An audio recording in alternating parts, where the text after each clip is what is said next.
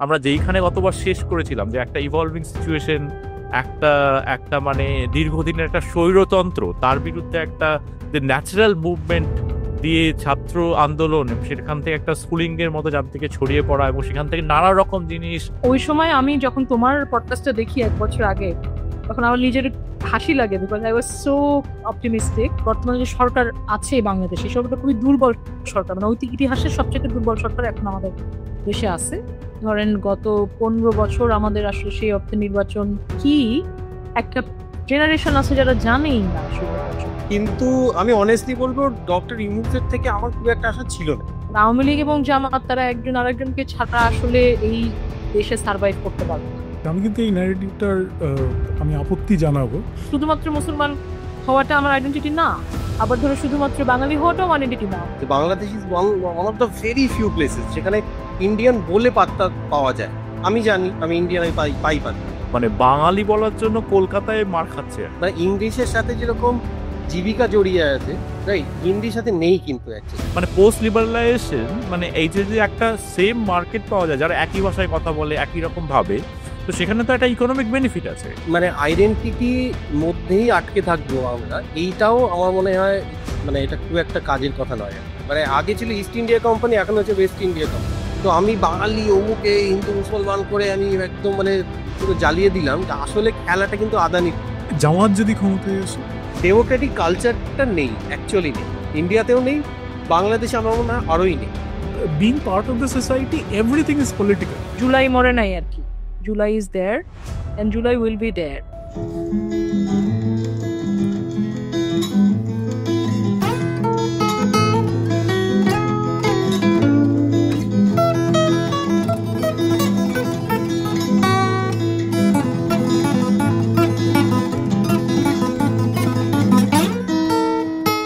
2024 সালের অগাস্টে আমরা একটা এপিসোড করেছিলাম বাংলাদেশের ওপরে।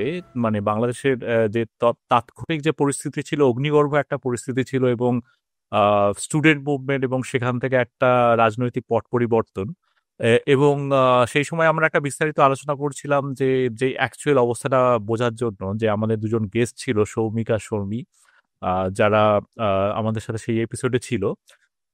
তো আমরা সেই এপিসোডের আমরা তখনই বলেছিলাম যে আমরা একটা ফলো আপ করবো, কারণ ইট ওয়াজ অ্যান ইভলভিং সিচুয়েশন এবং তারপরে পদ্মার ওপর দিয়ে অনেক জল বয়ে গেছে। আমরা 1 বছর বাদে 2025 সালের অগাস্টে দাঁড়িয়ে আছি। বিভিন্ন দর্শক মহল থেকেও প্রচুর মানে রিকোয়েস্ট এসছে যে এর একটা ফলো আপ হোক। তো সেটা জন্য আমার মনে হয় যে এটা আমাদের একটা ইম্পারেটিভ, যে এটা করার আমাদের দরকার ছিল। তো আমরা ফাইনালি আমরা খুব হ্যাপি আজকে যে আমরা আমরা এক্স্যাক্টলি সেম টিমটা আবার একসাথে বসতে পেরেছি। তো শর্মী আর Soumik, welcome back to the show. আমি মনে হয় যে যেইখান থেকে আমি শুরু করতে চাই, আমার মনে হয় তোমাদের পরিচয় দিয়ে আর সময় নষ্ট করার প্রয়োজন নেই, কারণ let's just jump on to the facts. এবং আমরা যেইখানে গতবার শেষ করেছিলাম যে একটা ইভলভিং সিচুয়েশন, একটা একটা মানে দীর্ঘদিনের একটা স্বৈরতন্ত্র, তার বিরুদ্ধে একটা যে ন্যাচারাল মুভমেন্ট দিয়ে ছাত্র আন্দোলন এবং সেখান থেকে একটা স্কুলিং এর মতো যার দিকে ছড়িয়ে পড়া এবং সেখান থেকে নানা রকম জিনিস একই সাথে আমরা ভারতবর্ষে বসে যে খবর পাচ্ছিলাম, তার অনেকাংশ তার মধ্যে একটা প্রোপাগান্ডা ইত্যাদি ইত্যাদি নিয়েও আলোচনা করেছিলাম। তো আমি মনে হয় যে একদম বেসিক থেকে শুরু করা যেতে পারে, যে তখনকার যে যেইখানটায় আমরা মানে দেখেছিলাম, আর এখন আমরা 1 বছর বাদে বসে আহ যদি আমরা দেখি আর কি, তো সেইখানে জাস্ট কি মনে হচ্ছে যে মানে সেইখানকার, আমার মনে হয় যে সেই জন্য আমার একটা জিনিস বলে দেওয়া উচিত, যে সেখানকার একটা ছোট্ট ব্রিফ আউটলাইন দিয়ে, মানে খুব শর্টে সামারি দিয়ে ব্যাপারটা শুরু করলে ভালো হয়, যে এইভাবে ব্যাপারটা হয়েছিল এবং তারপর থেকে যে যে জিনিসগুলো হয়েছে। তো শর্মী, তুমি যদি বলো জাস্ট লুকিং ব্যাক, যে 1 বছর আগের কথা থেকে। তো 1 বছর আগে আমরা যখন তোমার জুলাই মাসে কোটা আন্দোলন শুরু হলো, তখন সেই কোটা আন্দোলনটা একরকম ধরো কি বলবো, একটা রাইজোমিক ভাবে অনেকটা মানে নানা জায়গায় ছড়াই গেল আর কি। বাই দ্য মিড জুলাই যখন ঢাকা ইউনিভার্সিটি এবং রাজশাহী ইউনিভার্সিটি, জাহাঙ্গীরনগর ইউনিভার্সিটি, সরকারি যে বিশ্ববিদ্যালয়গুলো ছিল সেখানে খুব কঠিন হাতে দমন করা হলো আর কি সরকারের পক্ষ থেকে। এবং এমনও হলো যে ঢাকা মেডিকেল কলেজে ঢুকে ছাত্রলীগের লোকজন মানে আহত ছাত্রদেরকে আবার পিটাল। এই সময়টার পরে যেটা হলো যে বাংলাদেশের প্রাইভেট বিশ্ববিদ্যালয় সহ অন্যান্য অনেক শিক্ষা প্রতিষ্ঠানে এবং সাধারণ জনতার মধ্যে একটা রেজিস্ট্যান্সের একটা দেখা গেল যে নানা জায়গায় রেজিস্ট্যান্স শুরু হয়ে গেল।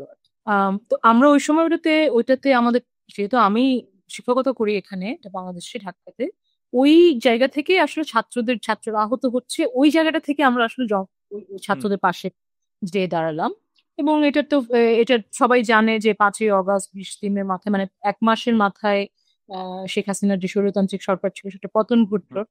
এবং তারপরে তোমার সাথে আমার যখন কথা হয়, আমার মনে আছে বোধহয় 9ই অগস্ট বা এরকম, হ্যাঁ ওইরকম সময় তখন সময়টা আসলে খুবই, কি বলবো, it was volatile moment, volatile না, it was really an revolutionary moment. তখন ঘটছে, ধরো রাস্তাঘাট ছেলেমেয়েরা ট্রাফিক সামলাচ্ছে, তারা পরিষ্কার, এই ধরনের মানে it was a dream like situation almost. তারপরে তো 8 তারিখ 4-5 দিন বাংলাদেশে কোনো সরকারই ছিল না এবং দীর্ঘদিন পুলিশও ছিল। এবং তার মধ্যে ধারণা করা হচ্ছিল যে একদম ম্যাসাকার হয়ে যাবে, সবকিছু খুনাখুনি হয়ে পড়ে যাবে। ওটা আসলে আমরা দেখিনি। হয়েছে কিছু জায়গায় অবশ্যই অনেক ধরনের হয়েছে, কিন্তু খুব যে বেশি হয়েছে এরকম আমরা দেখিনি। বাট যাই হোক, তারপরে তো একটা সরকার আসলো, অনেক আশা নিয়ে সরকারটা আসলো। নোবেল লরিয়েট, আমাদের একমাত্র নোবেল লরিয়েট যে প্রফেসর ইউনূস, উনি সরকারটা নিলেন। কিন্তু 1 বছর পরে আসলে আমি কি বলবো, এটা তোমার যে খুব যে আমি আনন্দিত 1 বছরের সরকারের, যদি আমরা কি বলবো, যদি তোমার কি বল আমল নামার দিকে তাকাই গত 1 বছরের, it's not very, it's not the best that I was, মানে ওই সময় আমি যখন তোমার পডকাস্টটা দেখি 1 বছর আগে, তখন আমার নিজের হাসি লাগে, because I was so optimistic, I was so, কি বলবো, একরকম একটা ইউফোরিক স্টেটে তোমার সাথে কথা বলতেছিলাম তখন। বাট 1 বছর পরে things have changed, as you know, যেটা হয় আর কি, অঙ্গ হওয়াটাই একটা আমাদের স্ট্যান্ডার্ড হয়ে গেছে এইসব দেশগুলোতে। তুমি অনেক আশা নিয়ে কাজ শুরু করো, অনেক আশা নিয়ে বিপ্লবের পথে আগাই, বাট আলটিমেটলি এটা ফেল হয় এবং নানা রকম, তোমার কি বলবো, মানে অনেক, আমি বলবো না ফেল হয়েছে, এটা বলবো না, কিন্তু ধরো যে অনেক রকমের ডিসঅ্যাপয়েন্টমেন্ট জমা হয়। তো আমাদের এখন 1 বছর যখন আমরা ওইটাকে রিভ্যালুয়েট করতে যাই, তখন there are disappointments, but if you ask me ব্যক্তিগতভাবে, আমি কি, if I regret July, I don't. I think it was necessary there was a political stagnancy in Bangladesh, and it was necessary that we changed that. হ্যাঁ, just একটা কথা আমি বলতে চাই যে মানে তখনকার যে পরিস্থিতি, তার মধ্যে এখনকার যে ডিফারেন্স, মানে তোমার যে মানে ধরো স্টার্ক, যেটা তখন ভেবেছিলে যে এটা হতে পারে, অথচ আজকে সেটা হয়নি, তোমার কোন ধরো জিনিসটা, বা একটা দুটো তিনটে জিনিস যদি তুমি মেনশন করতে পারো যে যেগুলো হয়তো তুমি সবচেয়ে মানে আশাহত হয়েছো, বা 3 মোস্ট মানে ইম্পর্টেন্ট ডিসঅ্যাপয়েন্টমেন্টস যদি বলতে পারো আর কি। আচ্ছা, যেমন ধরো যে আমি যেটা আমি আশাবাদী ছিলাম যে আমাদের যখন তোমার এই 5ই অগস্টের পরে আমাদের যে ছাত্র জনতা বা ছাত্ররা আর কি, ধরো আমার যে ছাত্র এই আন্দোলনের যে নেতৃত্বে ছাত্ররা ছিল এবং অরাজনৈতিক ছাত্ররা ছিল, মানে সেই কোনো সেন্ট্রাল লিডারশিপ ছিল না, ফলে নানা জায়গা থেকে, সেটা বলছিলাম যে রাইজমিক পদ্ধতিতে তারা নানা জায়গা থেকে মানে তাদের অ্যাক্টিভিজম চলছিল। এবং ওই সময়ের পরে ধরো 6, 7, 8, 9, 10 এই যে উইকটা ছিল after the 5th of August, আমরা দেখছিলাম যে আমাদের ছাত্ররা সারা বাংলাদেশের দেয়ালে গ্রাফিতি করেছে। হ্যাঁ, এবং সেই গ্রাফিতিতে একটা বাংলাদেশের প্রমিস ছিল, যে প্রমিসটা ধরে ইনক্লুসিভ, যেই প্রমিসটা হচ্ছে তোমার স্বৈরতন্ত্রের পথে যাবে না, যেই প্রমিসে আসলে আর্মিকে অ্যাকাউন্টেবল করা হবে, যেই প্রমিসে আমলাতন্ত্রকে অ্যাকাউন্টেবল করা হবে, যেই প্রমিসে আদিবাসীদের আমরা সাংবিধানিক ভাবে তাদের ইনক্লুসিভ করা হবে, ওই জিনিসগুলো আমরা দেখি নাই আর কি। এটা একটা বড় ডিসঅ্যাপয়েন্টমেন্ট। আর একটা ডিসঅ্যাপয়েন্টমেন্ট হচ্ছে ধরো যে অতি দক্ষিণ যারা পন্থী, হ্যাঁ, তাদেরকে আন্দোলনের সময় আমরা অতি দক্ষিণ দিকে অত বেশি দেখি নাই। মানে আমাদের কাছে মনে হচ্ছিল this was really an opportunity to change towards a kind of more tolerant একটা স্পেসে, একটা জায়গায় আমরা যাবো। আমরা দেখছি যে এই আন্দোলনের পরপরই ওই ধরনের কোয়ার্টার্স গুলো অনেক সরব, অনেক বেশি তারা কথা বলতেছেন। তাদেরও গণতান্ত্রিক স্পেস দেওয়া উচিত, আমি মনে করি তাদের গণতান্ত্রিক স্পেস থাকবে, তারা কথা বলবেন, এর তো কোনো সমস্যা নাই। কিন্তু এই সরকার, আমাদের যে বর্তমানে যে সরকার আছে বাংলাদেশে, সরকারটা খুবই দুর্বল সরকার, মানে ইতিহাসের সবচেয়ে দুর্বল সরকার এখন আমাদের দেশে আছে। এই সরকারের যে দুর্বলতার সুযোগ আসলে নানা ধরনের কোয়ার্টার্স নিচ্ছে, এটা আমার একটা বড় ডিসঅ্যাপয়েন্টমেন্ট। আরেকটা ডিসঅ্যাপয়েন্টমেন্ট হচ্ছে যে আমরা আসলে মিলিটারিকে বা আর্মিকে বা তাদের দুর্নীতি, তাদের ইনভলভমেন্ট, এগুলোকে আমরা আসলে অ্যাকাউন্টেবিলিটির মধ্যে আনতে পারিনি। এগুলো আমার আমার বড় ধরনের ডিসঅ্যাপয়েন্টমেন্ট। সর্ট অফ তখন যদি আমরা বলতাম একটু ভেবেচিন্তে দেখলে যে ছাত্ররা পুরোটা কন্ট্রোল করবে একটা স্বতঃস্ফূর্ত আন্দোলন, বা তুমি যে অ্যাকাউন্টেবিলিটিটা বলছো আমাদের মতো তৃতীয় বিশ্বের দেশে এক্সাক্ট অ্যাকাউন্টেবিলিটি পাওয়া মানে ধরো ইন জেনারেল একটু হার্ড, কিন্তু যে সেকেন্ড যে পসিবিলিটিটা, যে একটা যে জিনিসটা বললে যে একটা এক্সট্রিমিজমের মানে সর্ট অফ হাতে চলে যাচ্ছে আস্তে আস্তে বিপ্লবটা, রাইট? তো এইটা হয়তো মানে একটা পাওয়ার ভ্যাকুয়াম থেকে, আমার মনে হয় সেটা গতবার আমরা ডিসকাস করেছিলাম যে একটা পাওয়ার ভ্যাকুয়াম থেকে যদি এই জিনিসটা হয়, রাইট? শুধু সেটাই না প্রত্যয়, আমি আসলে আমার যেটা ধরো অবজারভেশন আমার বাংলাদেশের এতে, সেটা হচ্ছে যখনই বাংলাদেশে তোমার কি বলবো মানে অনির্বাচিত সরকার থাকে, যখনই অনির্বাচিত সরকার থাকে তখনই দেখা যায় যে এদের লম্পজম্পটা বেড়ে যায়।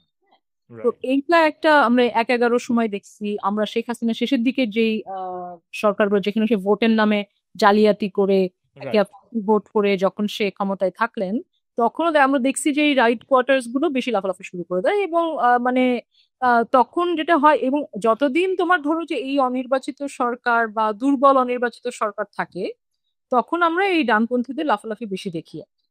তবে একটা জিনিস যেটা ভালো হয়েছে আমার মনে হয় যে ডানপন্থীদের এই ধরনের অ্যাক্টিভ ইসেতে যেটা একটা লাভ হয়েছে যে বহুদিন তো তারা একটা ধরো মজলুম জায়গায় ছিল, মানুষ মনে করতো যে তারা হচ্ছে they did not they were the wretched of the earth, কারণ শেখ হাসিনার যে 16 বছরের ইসের সময় তো ওনাদেরকে আসলে কোনো স্পেস দেওয়া হয়নি বা ওনারা খুব মজলুম একটা জায়গায় ছিলেন। তো এখন যেটা হয়েছে যে তোমার এই স্পেসটা খুলে যাওয়াতে মানুষও দেখছে ওনাদেরকে, ওনারা কি আমাদেরকে অফার করবেন সেটা দেখছে, সেটা একদিক দিয়ে খারাপ না, কারণ তাদেরকে আমরা অত্যাচারিত এই রোলে রাখাটা, ভিকটিমহুড যেটা সেটা ওরা সর্ট অফ সেল করতে পারছে না। হ্যাঁ, ভিকটিমহুডটা তারা সেল করেছে এতদিন, সেটাই বলছি এতদিন করেছে। সেল করতে পারে। এখন যখন তারা এই নিজেদেরকে এই প্রকাশ করছে, আমরা দেখেছি নারী কমিশনের বিরুদ্ধে তাদের যেই পজিশনিং নেওয়া, এক্স্যাক্টলি ধরো তোমার আদিবাসীদের বিরুদ্ধে যে ধরনের পজিশনিং নেওয়া হচ্ছে, সেটা তো জুলাইয়ের আসলে কি বলবো, সেটা তো জুলাইয়ের আকাঙ্ক্ষা ছিল না, জুলাইয়ের সেইটা প্রমিস ছিল না, এটা এটা সবাই জানে। জুলাই জুলাই এবং কেন এটা আমরা অন্তরে ধারণ করবো দীর্ঘদিন, এটা তো আমরা জানি আসলে। হ্যাঁ, তো ওইটা একদিক দিয়ে ভালো হয়েছে যে ওনাদেরকে আমরা দেখছি, এখন মানুষজন বুঝবে ভবিষ্যতে ইলেকশন দেখা যাবে তাদের প্রতি আমাদের কি ধরনের তোমার কি বলবো মানুষ তাদের কতখানি চায়, এটা আমরা দেখতে পারবো। আশা করছি ফেব্রুয়ারিতে নির্বাচন হবে বলে ঘোষণা দিয়েছে। বর্তমান সরকার দুর্বল, তো এইটাকে যদি আরেকটু ইলাবোরেট করেন, মানে ঠিক কি সেন্সে দুর্বল? আম, দুর্বল মানে তো একে তো দুর্বল যে ধরেন যে তারা কোনো তাদের যেসব দায়িত্ব নিয়ে তারা আসছিলেন সংস্কার, এবং ধরেন যারা আম, আহ, মানে আমরা যে ধরনের চেঞ্জ তাদের কাছ থেকে এক্সপেক্ট করছিলাম, সেই ধরনের বিপ্লবী সরকারের ক্যারেক্টার যেরকম হওয়া উচিত, এটা অনেক আলোচনা হয়েছে। তারা যে বিপ্লবী সরকার না এটা আমরা বুঝে গেছি খুব তাড়াতাড়ি, মাসখানেকের মধ্যে। হ্যাঁ, তারপরে ধরেন যাদের সাথে তারা কি বলবো, যাদেরকে তারা তোষামোদ করে চলছেন আর কি, if you see who they are pandering up to, তাহলেই বোঝা যাচ্ছে যে তারা আসলে কোনো রকমের রিয়েল চেঞ্জের নেওয়ার যেই যেই আপনার কি বলবো যেই I don't know what to say, এটা ওয়ার্ডটা আসলে মানে আমরা বলি হ্যাডম, আমি জানি না শ্রমিক হ্যাডমের ভালো শুদ্ধ বাংলা কি আমার জানা নেই, মানে the the guts to really এলএম আছে কিনা আর কি। হ্যাঁ হ্যাঁ, এলএম আসলে আমরা দেখি নাই আর কি, যে তারা যে খুব শক্ত হাতে জুলাইয়ের স্পিরিটকে মানে করছে এটা দেখি নাই। আবার ধরেন আরো যেগুলো, এগুলো এখন যারা মুক্তিযুদ্ধের ইতিহাস পড়ছে, যারা 71 নিয়ে যারা জানে বা যাদের পরিবারে এই অভিজ্ঞতা আছে, আমরা জানি যে 71 কিভাবে আসলে একরকম ছিনতাই হয়ে গেছিল। 72-73-এর মধ্যে আমরা বুঝে গেছিলাম যে মুক্তিযোদ্ধারা আসলে ঠিক ওই অর্থে পাওয়ারের যে স্ট্রাকচার ছিল সেখানে কোনোভাবেই জায়গা করতে পারে না। তো ওইটারই আমরা এক ধরনের রিইটারেশন দেখছি বা রিপিট দেখছি, এরকম হতে পারে। মানে আমরা হয়তো অনেক ছোট স্কেলে, মুক্তিযুদ্ধের সাথে আসলে কোনো কিছুর তুলনা হয় না, তারপরেও ধরেন একটা ছোট স্কেলে আমরা দেখছি যে যেই আকাঙ্ক্ষা থেকে এই ছেলে মেয়েরা রাস্তায় নামলো বা শ্রমিকরা রাস্তায় নামলো বা এই যেটা হলো, সেই আকাঙ্ক্ষাটার এক ধরনের ছিনতাই ঘটে গেছে আর কি। দুর্বল সরকার। আচ্ছা, হ্যাঁ ধরুন এটার কি মানে কোনো একটা ন্যারেটিভের একটা একটা সংঘবদ্ধ ন্যারেটিভের অভাব? মানে ধরুন কোনো একটা দেশ, সেই দেশ স্বাধীন হলো, কোন মানে স্বাধীন বলতে আমি আহ, মানে একটা ধরনের অত্যাচারের থেকে বেরোলো আর কি। তো যখন সেই অত্যাচারটা ঘটছে তখন কয়েকজন মিলে একটা ন্যারেটিভ সেট করেছে যেটার ভিত্তিতে ধরুন রেভলিউশন হলো বা ইন্ডিপেন্ডেন্স এলো। তারপর সেই ন্যারেটিভটা ধরে রাখার মতো আহ, কেউ বা একটা সেট অফ মানুষ আহ, ছিল না বা থাকলো না, যেই কারণে আর আর আহ, বর্তমান সরকার বা যেই সরকার এলো সেই সরকার আর আহ, মানে সেই সেই আহ, দায়িত্বগুলো পালন করবার চেষ্টাই করতে পারলো না। তাহলে তাহলে where exactly was the gap, মানে was it a gap in they have expectations? They have failed, মানে সরকার কি, ধরুন আমরা তো এটা ইতিহাসে প্রচুর অনেকবার দেখা গেছে না যে আমরা যাকে বিশ্বাস করে ক্ষমতাটা দিছি সে ফেল করছে। এটা তো নতুন না আর কি। যেটা যেটা আমাদের এই ক্ষেত্রে ওই ঘটনাটা ঘটছে, আমরা যাদেরকে যাদেরকে আমরা ভরসা করে কাস্টোডিয়ান হিসাবে এই ইন্টারিম সময়ের সঠিক সিদ্ধান্ত নিতে নিবে বলে আমরা ভাবছিলাম, ওটা তো ওরা করতে পারেন নাই এখনো। যাই হোক, এখনো আমি আমি আমি আসলে কি বলবো, আমি খুব হতাশাবাদী না। তো আমি এখনো অপেক্ষা করে আছি ফেব্রুয়ারি মাসে নির্বাচন যদি ঠিকঠাক মতো হয়। আম, আমি আশা করতেছি একটা প্রপার নির্বাচন বাংলাদেশ পাবে। এটা বহু বছর পরে হবে। ধরেন গত 15 বছর আমাদের আসলে সেই অর্থে নির্বাচন কি, একটা জেনারেশন আছে যারা জানেই না আসলে নির্বাচন কি। তো নির্বাচন আগে আসলে আসলে কি ধরনের ভায়োলেন্ট পরিস্থিতি বাংলাদেশে তৈরি হবে সেগুলোর জন্য আমাদের আসলে অনেক সতর্ক থাকতে হবে আর কি। অলরেডি আপনার ইয়েতে ঢাকা বিশ্ববিদ্যালয়ের ছাত্র সংসদ নির্বাচন শুরু হয়েছে। তো ওইটা কিরকম যায়, all of this will be symptomatic of how Bangladesh will be in the next years. But I think it's very difficult to say at the moment যে আসলে কি হবে। বাট হ্যাঁ, ওই যে রেভলিউশনারি যে স্পিরিটটা, ওইটা ধরেন এখন দেশে আছে, মানুষ মানুষ এটা ধারণ করে। তো আমার মনে হয় না যেটা আবার কোনোভাবে আমাদের এই ভয়টাই দেখায় গর্তের মধ্যে ঢুকাই দেওয়ার যে ব্যাপারটা শেখ হাসিনা সাকসেসফুলি করছিলেন, ওইটা আর এই মুহূর্তে পসিবল। তবে হ্যাঁ, আপনি যেটা বলছিলেন, সরকার আসলে আমাদেরকে বহুল অংশে খুবই খুবই ডিসঅ্যাপয়েন্ট করছে এই সরকার। কিন্তু আমি অনেস্টলি বলবো, ডক্টর ইউনূসের থেকে আমার খুব একটা আশা ছিল না টু বিগিন উইথ, ঠিক আছে। রাদার আমার আশা ছিল হলো যে যেসব স্টুডেন্টরা মিলে মানে এই অভ্যুত্থানটাকে সাকসেসফুল করেছে তাদের থেকে। তো আহ, মানে ডক্টর ইউনূস, আমার মনে হয় ওনার ওভারঅল যে কাজকর্ম, দ্যাট ইজ নিও লিবারাল, ঠিক আছে। এর বাইরে উনি বিজনেসের লোক, ঠিক আছে। তো এর মানে উনি কিছু বিপ্লবী করবেন এই আশা আমার কোনোদিনও ছিল না। বাট হ্যাঁ, এটা ঠিক যে শেখ হাসিনার পরে মানে হি ওয়াজ এ ওয়েলকাম চেঞ্জ। মানে শেখ হাসিনা এবং তার সরকার এতই জঘন্য ছিল যে অবভিয়াসলি তারপর মানে he is a respectable face, well known, সবাই চেনে, right, it was a good choice. But এই যে প্রশ্নটা করলেন না যে গ্যাপটা কোথায়, আমার মনে হয় যেটা হয়েছে যে রিভলিউশনের মানে রিভলিউশন শেষ হতে না হতেই কাউন্টার রিভলিউশন শুরু হয়ে গিয়েছিল বাংলাদেশে, রাইট। এবং যেটা আমরা দেখেছি গত 1 বছর ধরে, আমি আমার ভান্টেজ পয়েন্ট থেকে যেটা বুঝতে পেরেছি সেটা হলো যে আহ, মানে আওয়ামী লীগের সরকার চলে গিয়ে গিয়ে থাকলেও ওই যে স্ট্রাকচার গুলো যেগুলো ওরা এই দীর্ঘ মানে 1.5 দশক ধরে দাঁড় করিয়েছে, সেগুলো অ্যাবসলিউটলি আছে। ইনফ্যাক্ট আমার মনে হয় কোনো কোনো জায়গায় সেগুলো আরো স্ট্রেনথেন হয়ে গেছে, ঠিক আছে। জাস্ট মানুষগুলো পাল্টে গেছে কিন্তু অন্যান্য লোকজন এসে সেটাকে স্ট্রেনথেন করে দিয়েছে। আমার মনে হয় the real problem is bureaucracy. মানে আমার মনে হয় বাংলাদেশের বা মানে সাউথ এশিয়ার বা I guess even other places, যে একটা বিউরোক্রেটিক জাতাকলের মধ্যে পড়ে গিয়ে না সবাই পিষে গেছে আর কি। তো যেরকম যেই সব স্টুডেন্টরা মানে মানে এগিয়ে এসে এই কাজটা করলো, এক তো হলো যে যেটা শর্মী বললো যে রাইট উইং এরা মানে ফোর্স গুলো, তারা এসে অনেকটা মানে সর্ট অফ এই স্পেসটাকে মানে নিয়ে নিয়েছে এবং they wanted to coopt. এবং মানে আমার মনে আছে যে আহ, মানে post 5th August Awami League kept saying, post 5th August actually আগেও আওয়ামী লীগ কেপ্ট সেইং যে আবু সাইদ হলো জামাতের, জামাত অলসো কেপ্ট সেইং যে আবু আবু সাইদ হলো জামাতের, রাইট। যে আওয়ামী লীগ দোষ দেওয়ার জন্য, জামাত ক্রেডিট নেওয়ার জন্য, রাইট। তো এই জিনিসটাই 1 বছর ধরে হয়েই চলেছে। So there is been a lot of revisionist history আর কি, যে আমরা ছিলাম, আমরাই তো আগ বাড়িয়ে করেছি, হ্যান ত্যান, কেউ ছিল না, right. It was a movement, Soumi বললো, বাই স্টুডেন্টস এবং তারপরে also by working class people. এই প্রথম আলোর একটা আর্টিকেল দেখছিলাম যে এরকম মানে কতজন মারা গেছে, মানে যে স্ট্যাটিস্টিক্স অ্যাভেলেবল, তো তোতে পরিষ্কার দেখাচ্ছে যে স্টুডেন্টদের থেকেও খানিকটা বেশি প্রাণ দিয়েছে হলো মানে ওয়ার্কিং ক্লাস মানুষ, রাইট? মানে যাদেরকে আমরা আনস্কিল লেবার বলি, ঠিক আছে? তো মানে এটা একদম মানে যেটা হয় না ক্লাসিক কম্বিনেশন, যে স্টুডেন্টস অ্যান্ড ওয়ার্কার্স, সেটা ছিল।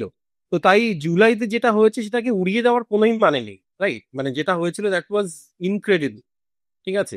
কিন্তু তার মানে দ্য থিং ইজ যে রেভলিউশনারি স্পিরিটকে না ইনস্টিটিউশনালাইজ করা ইজ প্রিটি মাচ ইম্পসিবল, ঠিক আছে? সেটা সবাই সবসময় সব যুগে স্ট্রাগল করেছে, ঠিক আছে? কিন্তু বাংলাদেশে যেটা হয়েছে সেটা হলো যে মানে ওই ইনস্টিটিউশন আবার গিলে ফেলেছে এসে, ঠিক আছে? এবং আমি আমার ভান্টেজ পয়েন্ট থেকেও সেটাই দেখেছি। ওকে, তো বলো। মানে ইম্পসিবল কিনা আমি শিওর নই, কিন্তু একটা জিনিস শিওর যে ধরো আমাদের দৈনন্দিন ওঠা বসা চলাফেরা মানে সমাজের আমরা যেভাবে অঙ্গ হয়ে থাকি এটা তো একটা অভ্যাস। মানে আমাদের গণতন্ত্রটা কিন্তু আমাদের কাছে একটা অভ্যাস। 15 বছর ধরে সেই অভ্যাসটা হয়েছে, সেটা কোনো একটা ব্যানারে কোনো একটা ফ্ল্যাগের আন্ডারে হয়েছে, কিন্তু আমাদের সেই অভ্যাসটা হঠাৎ করে একদিনে বদলে যাবে।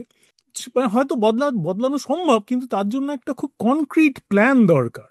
মানে যাদের হাতে ওই ওই কি বলবো অত্যাচার করার ক্ষমতা, তাদের হাত থেকে ক্ষমতাটা সরানো সেইটা একটা কাজ।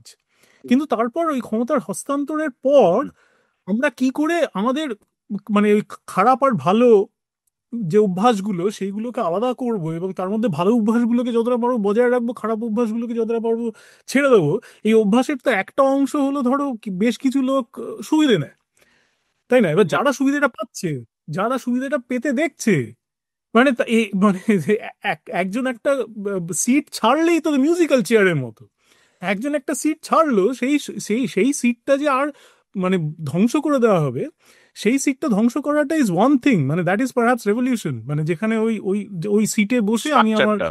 হুম। না আমার স্ট্রাকচারটা আমি আমি মাসেল ফ্লেক্স করছি, আমি স্ট্রাকচারটাকে বজায় রেখে আমি আমার কিছু লাভ তুলছি, সেইটা একটা অ্যাসপেক্ট। সেই আমি সেটাকে মানে সেখান থেকে একটা মানুষকে আমি সরালাম, কিন্তু তারপর মানে সেই সিটটাতে আর কাউকেই বসতে দেবো না, সেটা আরেকটা তো মানে hmm. That's the next phase, right? তাহলে প্রত্যয় যেটা বলছিলে না যে এই যে এই স্পেসটা খালি ছিল এসে রাইট উইংটা এসে নিয়ে নিল, এটা কিন্তু পুরোটা ঠিক নয়। রাইট উইংরা এসে নিয়ে নিয়েছে, দখল করে ফেলেছে, দ্যাট হ্যাজ নট হ্যাপেন্ড, ঠিক আছে? মানে যেটা ইন্ডিয়ান মিডিয়াতে আগে থেকেই বলছিল না যে ইসলামিজম ইসলামিজম করে গেছে, হিন্দুদের মেরে ফেললো, দ্যাট হ্যাজ নট হ্যাপেন্ড। এখনো হয়নি কিন্তু সেটা, ঠিক আছে? ইয়েস, জামাত যেরকম ধরো এই যে রাইট উইং ফোর্সেস তারা অনেকটা বেশি উঠে এসেছে, দে আর মোর পাওয়ারফুল, দে আর ভিজিবল, তারা এখন অনেক বেশি সরব। কিন্তু visible is the word I think rather, right? পাওয়ারফুলের থেকেও visible। এখন আসলে সকলেরই ভিজিবিলিটি আছে। রাইট, ধরো আমরা হয়ে গেছিলাম। মানে তাদের গ্রহণযোগ্যতা কিন্তু যা ছিল তাই আছে। মানে ওই যে এরকম মাঝে একটা ভিজুয়াল এসেছিল না, কাদের ওটা ওই খিলাফত নিয়ে মুভমেন্ট ছিল, আমার ভুলে গেলাম দলটার নাম।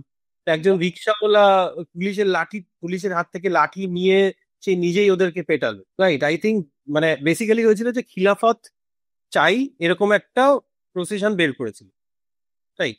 Not Jamaat, but I forget the name, মানে কারা ছিল সেই দলটার নাম আমার মনে পড়ছে না। বাট সেরকম এই এই ভিজুয়ালটা খুব ভাইরাল হয়েছিল যে একজন রিক্সাওয়ালা বাই স্ট্যান্ডার আর কি, সে মানে তাদের মানে ওর পছন্দ নয় এদেরকে, সে পুলিশের লাঠি পুলিশের হাত থেকে ছিনিয়ে নিয়ে সে পিটিয়েছিল ওদেরকে, right? So I think this accurately ডেপিক্টস the public sentiment. মানে এরকম নয় যে মানুষজন বসে আছে যে আসবে নিয়ে নেবো, এরকম হয়নি আর কি এটা। এক বছরে তো আমরা তো ধরো নানা রকম মানুষের সাথে চলাফেরা ওঠা বসা আমাদের হচ্ছে, হ্যাঁ। তাই না? একই রকম ধরো যেরকম আমরা দেখতেছি যে তোমার এই আম, ডানপন্থীদের আওয়াজ শুনতে পাচ্ছি আমরা, তাতে আমরা অনেকে অস্বস্তিতে, মানে এটা কি, মানে আমাদের কাছে তো একটু অদ্ভুত লাগছে, তাই না?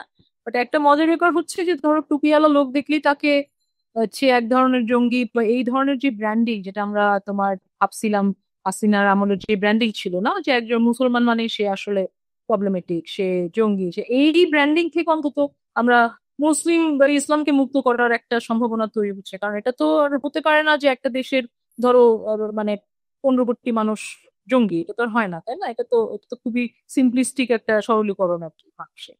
এবং জামাতও যে তোমার জামাত এবং অন্যান্য ইসলামিক দল তারাও যে আলাদা, এবং তাদের নিজেদের মধ্যে যে কনফ্লিক্ট আছে, আমরা তো এক ধরনের ফ্ল্যাটেনিং একটা পরিস্থিতির মধ্যে গত বিশেষটা ছিলাম, যে জামাত মানে দাঁড়িয়ালা মানেই সে হচ্ছে এক ধরনের পার্টিকুলার কাইন্ড অফ মুসলিম, যাদের থেকে সাবধান থাকতে হবে, যাদের থেকে আমাদের সেকুলার চিন্তাকে বাঁচায় রাখতে হবে, এই ধরনের একটা জায়গা ছিল। বাট এখন দেখা যাচ্ছে যে আসলে ওইটা ওইটা আসলে একটা কি বলো, ওটাকে বলো কি জানো, ওটাকে বলো হচ্ছে তোমার ওই যে আম, মানে এটা এমন একটা চমৎকার বাইনারি যে একটা না থাকলে আর একটা থাকে না। মানে আওয়ামী লীগের থাকার জন্য আসলে এই বাইনারিটাকে বাঁচায় রাখাটা খুব জরুরি ছিল, বুঝছো না? মানে it's an alter ego of Awami League.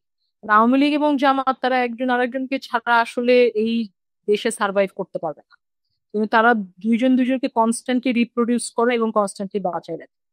কিন্তু জামাত মানেই যে মানে সকল মুসলিম যে জামাত, সকল মুসলিম যে জামাতকে ভোট দিবে বা বাংলাদেশ যে একদম ইসলামিক দল কান্ট্রি হয়ে যাচ্ছে, এরকম কোনো লক্ষণ আমি দেখতেছি না আর কি। এবং এটা ধরো সবচেয়ে বড় কথা হচ্ছে যে আমাদের তো ইতিহাসের একটা মূল্য দিতে হবে, তাই না? গত 1000 বছরে, গত 500 বছরে যেহেতু আমাদের এইসব অঞ্চলে বাংলা ভাইয়ের মতো শক্তি 2000 শুরুর দিকে উত্থান হওয়ার পরেও যেহেতু এই দেশগুলো মৌলবাদী দেশ হয়ে যায়নি, ফলে দের ইজ হোপ, যে আমাদের দেশের এই ভাত খাওয়া মুসলিম যাদেরকে নিয়ে যখন মুসলিম আইডেন্টিটিটা ফ্রন্ট লাইনে চলে আসছিল 47-এর সময়, দেশভাগের সময়, তখনও তো আমরা ঠিক আসলে মুসলমান হয়ে উঠতে পারি, তাই না? মানে ওই যে মুসলমানের যেই মার্কার ছিল, সেই মার্কারে তো আমরা কখনোই পাত্তা পাই নাই, বাঙালি হিসাবেও পাত্তা পাই নাই। So this is a unique space that we have, which we in our Bengaliness and in our Muslim identity.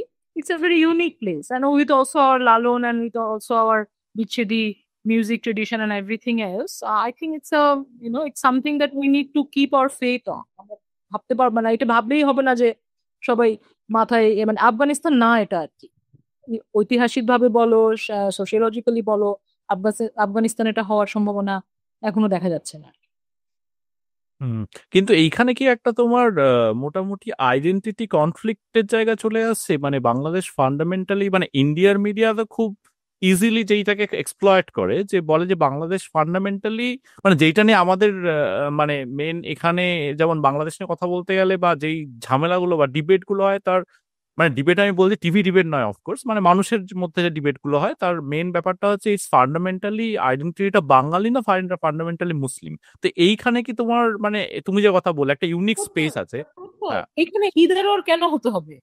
না ইদার আর হতে হবে না, আমি সেটাই বলতে চাইছি, এই বাইনারিটা ক্রিয়েট করা হচ্ছে। হ্যাঁ, বাইনারিটা ক্রিয়েট করাটা, ওটাই তো বললাম যে যেই যেই স্বৈরতন্ত্র যে টিকে ছিল 16 বছর, সেটা এই বাইনারির উপর ভিত্তি করে টিকে ছিল, তাই না? যে তুমি আসলে বাঙালি হতে হবে, তোমার মুসলমান হওয়া যাবে না। বা ধরো এখন তুমি যদি চিন্তা করো যে আমরা যদি এখন পশ্চিম বাংলার দিকে তাকাই, তোমার হিন্দু হতে হবে, বাঙালি হওয়া যাবে না। বাঙালি বাংলায় কথা বললে বাংলাদেশী হিসেবে তাকে এক্স্যাক্টলি। হ্যাঁ, এবং হিন্দু মানে শুধু হিন্দু নয়, Hindi speaking Hindu. certain there is a certain kind of Hindu that is Hindi. Every other Hindu is not Exactly. enough, right? আমি কিন্তু এই ন্যারেটিভটার আমি আপত্তি জানাবো। এইটা একটা সেকশন থেকে এই কথাগুলো বলা হয়, এবং সেটা ঠিক যেভাবে আর কি, ধরুন মানে বাংলাদেশের সাধারণ মানুষ ওই লাঠি নিয়ে এই ধরনের মানুষকে তাড়া করবে। আমার হোপ হলো যে পশ্চিমবঙ্গের সাধারণ মানুষও কিন্তু সেইটাই করতে চায়। এবার তারা সেটা কতটা করতে পারছে তাদের। কথা হচ্ছে যে মাইকটা তার হাতে নাই, তো সমস্যা তো এখানে। মাইকে আপনি যখন শুনবেন, মাইকে যে বাংলাদেশের যে মাইকের মানে ইন্ডিয়ার যেই লোকে যেখানে মাইকটা ধরে, সেখান থেকে আসলে এই যে একটা প্লুরালিটি আমাদের আইডেন্টিটির, মানে আমার সাথে তো শ্রমিকের কোনো সমস্যা হয় না, হুম। তাই না? কারণ আমি তো আসলে মানে দুইটা দেশের মানুষ, দুইটা ধর্মের মানুষ, বাট ওর সাথে তো আমার মিশতে কোনো সমস্যা হচ্ছে না আসলে। হ্যাঁ, এটার মানেটা কি? এটার মানেটা হচ্ছে যে আপনি আসলে এত সরলীকরণ করতে পারেন না আমার আইডেন্টিটিকে। আপনি আমাকে শুধুমাত্র মুসলমান ক্যাটাগরিতে ফেলতে পারেন না, because I am so much more than that. I have I have a 700 years of being a Muslim, and I have a 1000 years of being a Bengali. মানে how can you separate that two? Exactly. এবং এটা যে fundamental এই জিনিসটা, মানে মানে পশ্চিমবঙ্গের সাইকোলজিতে এটা ঢোকানোটাও খুব ইম্পর্টেন্ট আমার মনে হয়। এটার উত্তর তো প্রত্যয় আমরা 71-এ দিয়ে দিচ্ছি, তাই না? 71-এ তো হ্যাঁ। সেই সমাধান তো হয়ে গেছে যে তুমি আমাকে মুসলমান হিসেবে করতে পারবা না। শুধুমাত্র মুসলমান হওয়াটা আমার আইডেন্টিটি না, আবার ধরো শুধুমাত্র বাঙালি হওয়াটাও আইডেন্টিটি না। যেটা ধরো মানে এটা সত্যি যে ধরো আমরা যখন নানা স্পেসে মানুষের সাথে উঠে বসা করছি, আমাদের পশ্চিমবঙ্গের বন্ধুদের মধ্যেও আমরা দেখছি এই ধরনের একটা ধারণা আছে যে we are not Bengali enough.